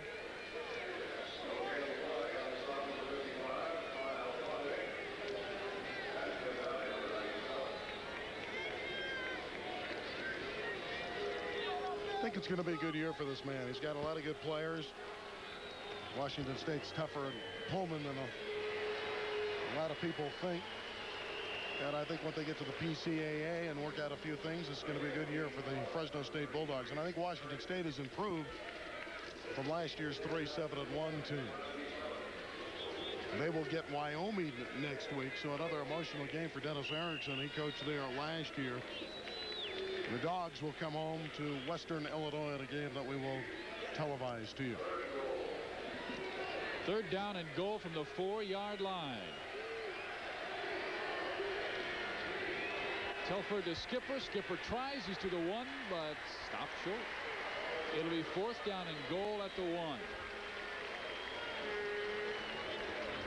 One more chance with 1:34 and counting left in this ball game. This is a play now for pride.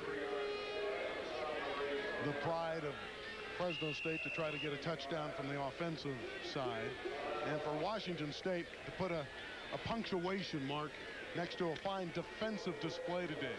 That was their need. They did not play good defense last year. They have appeared to short it up. Full house backfield on fourth down and goal.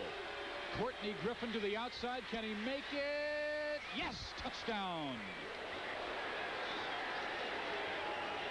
Courtney Griffin's first career touchdown at Fresno State comes at the 104 mark of the ball game. Griffin is a high kicker. He's got a little bit of body strength, too. He's wrapped up there, but he's able to fall forward just enough to get into the end zone. Going wide. He's got good speed. Sean Landrum chased him. And there's that man, Hasty, but Hasty was coming from an angle where Griffin was going forward, and Hasty couldn't deny him that goal line. And Courtney Griffin, that's a golden moment for him to get that first touchdown in his collegiate career. So Fresno State will go for 2. They're down by 41-22. And they'll try and make it 41-24 with 104 left in the ball game.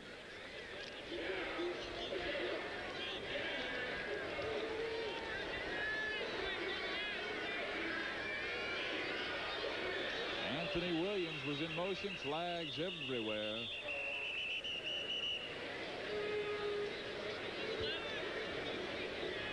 Craig Jones, the tight end, was a beat early. Dead ball, false start on the offense. A little bit premature for Craig Jones. That'll cost him 5 yards and make the 2-point try a little bit more difficult. Brock Smith, Dean Collins come back in. Telford races to the sideline to a couple of words of instruction from his offensive coordinator, Rich Olson.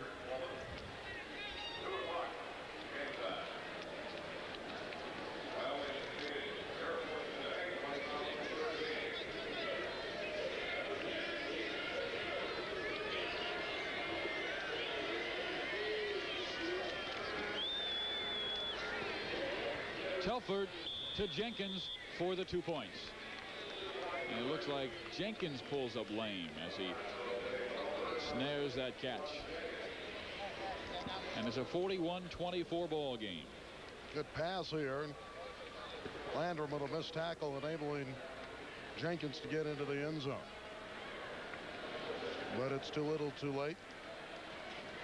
But at least a confidence builder for the Bulldogs offensively to get it in the end zone. And that point spread, 41-24, very deceptive. It was a hard-fought battle for 3 quarters plus, and the Bulldogs put a pretty good fight here. Like I said, I think Washington State has a little bit more talent than they've had in the last couple of years. Well, you know, they're coming off that 3-7-1 team, and you take a look at the number of people they have on the field. Of the 22 starters, only 1 has not been redshirted. The entire offensive line are true seniors, but they have 21 of their 22 starters redshirted. So you're talking about kids who are 22, 23, 24 years old as seniors. That's the Pac-10 way. It's a grown-up league. It's a 5-year program. You don't want a player for 2 years. They're not working on JCs. They're looking at getting a freshman, redshirting them, letting them learn the system as a sophomore and start to play as a junior and play extensively as a senior. That's their philosophy. Well, here's the onside kick, and it is recovered by Victor Wood of Washington State with 1:04 remaining in the ball game, 41-24. And the Fresno State guys begin to settle back and watch the final moments of this ball game. But it's hard for the Dogs to lose, too. They've been ingrained with the winning attitude. Jim Sweeney's been 22-1 over the last 2 seasons, so they don't take losing well.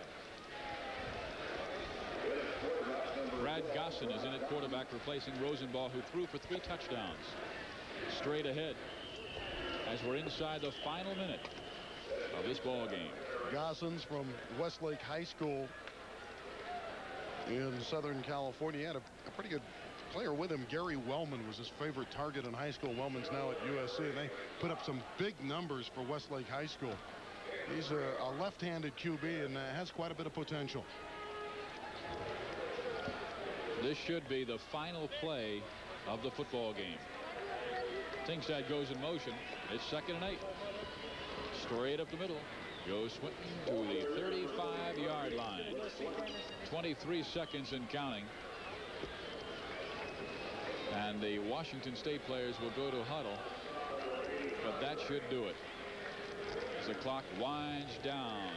Finally inside of 10 seconds to play. 41-24 will be the final score of this ball game. It is over. Jim Sweeney races to the middle of the field to congratulate the man he quarterbacked and worked as an assistant coach with. 41-24 the final score. Washington State beats Fresno State.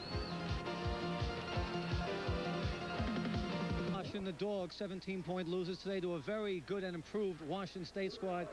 Coach, I know you have mixed feelings. Your protege, Dennis Erickson. I think that our guys played real well. We squandered too many scoring opportunities, and they made some big plays against us. And we had the ball. Score could have been 45-41, even if they scored the points they should have scored. But we did very well. I think our quarterbacks, both of them, vindicated themselves extremely well. With little or no game experience, I think we're going to have a fine football team.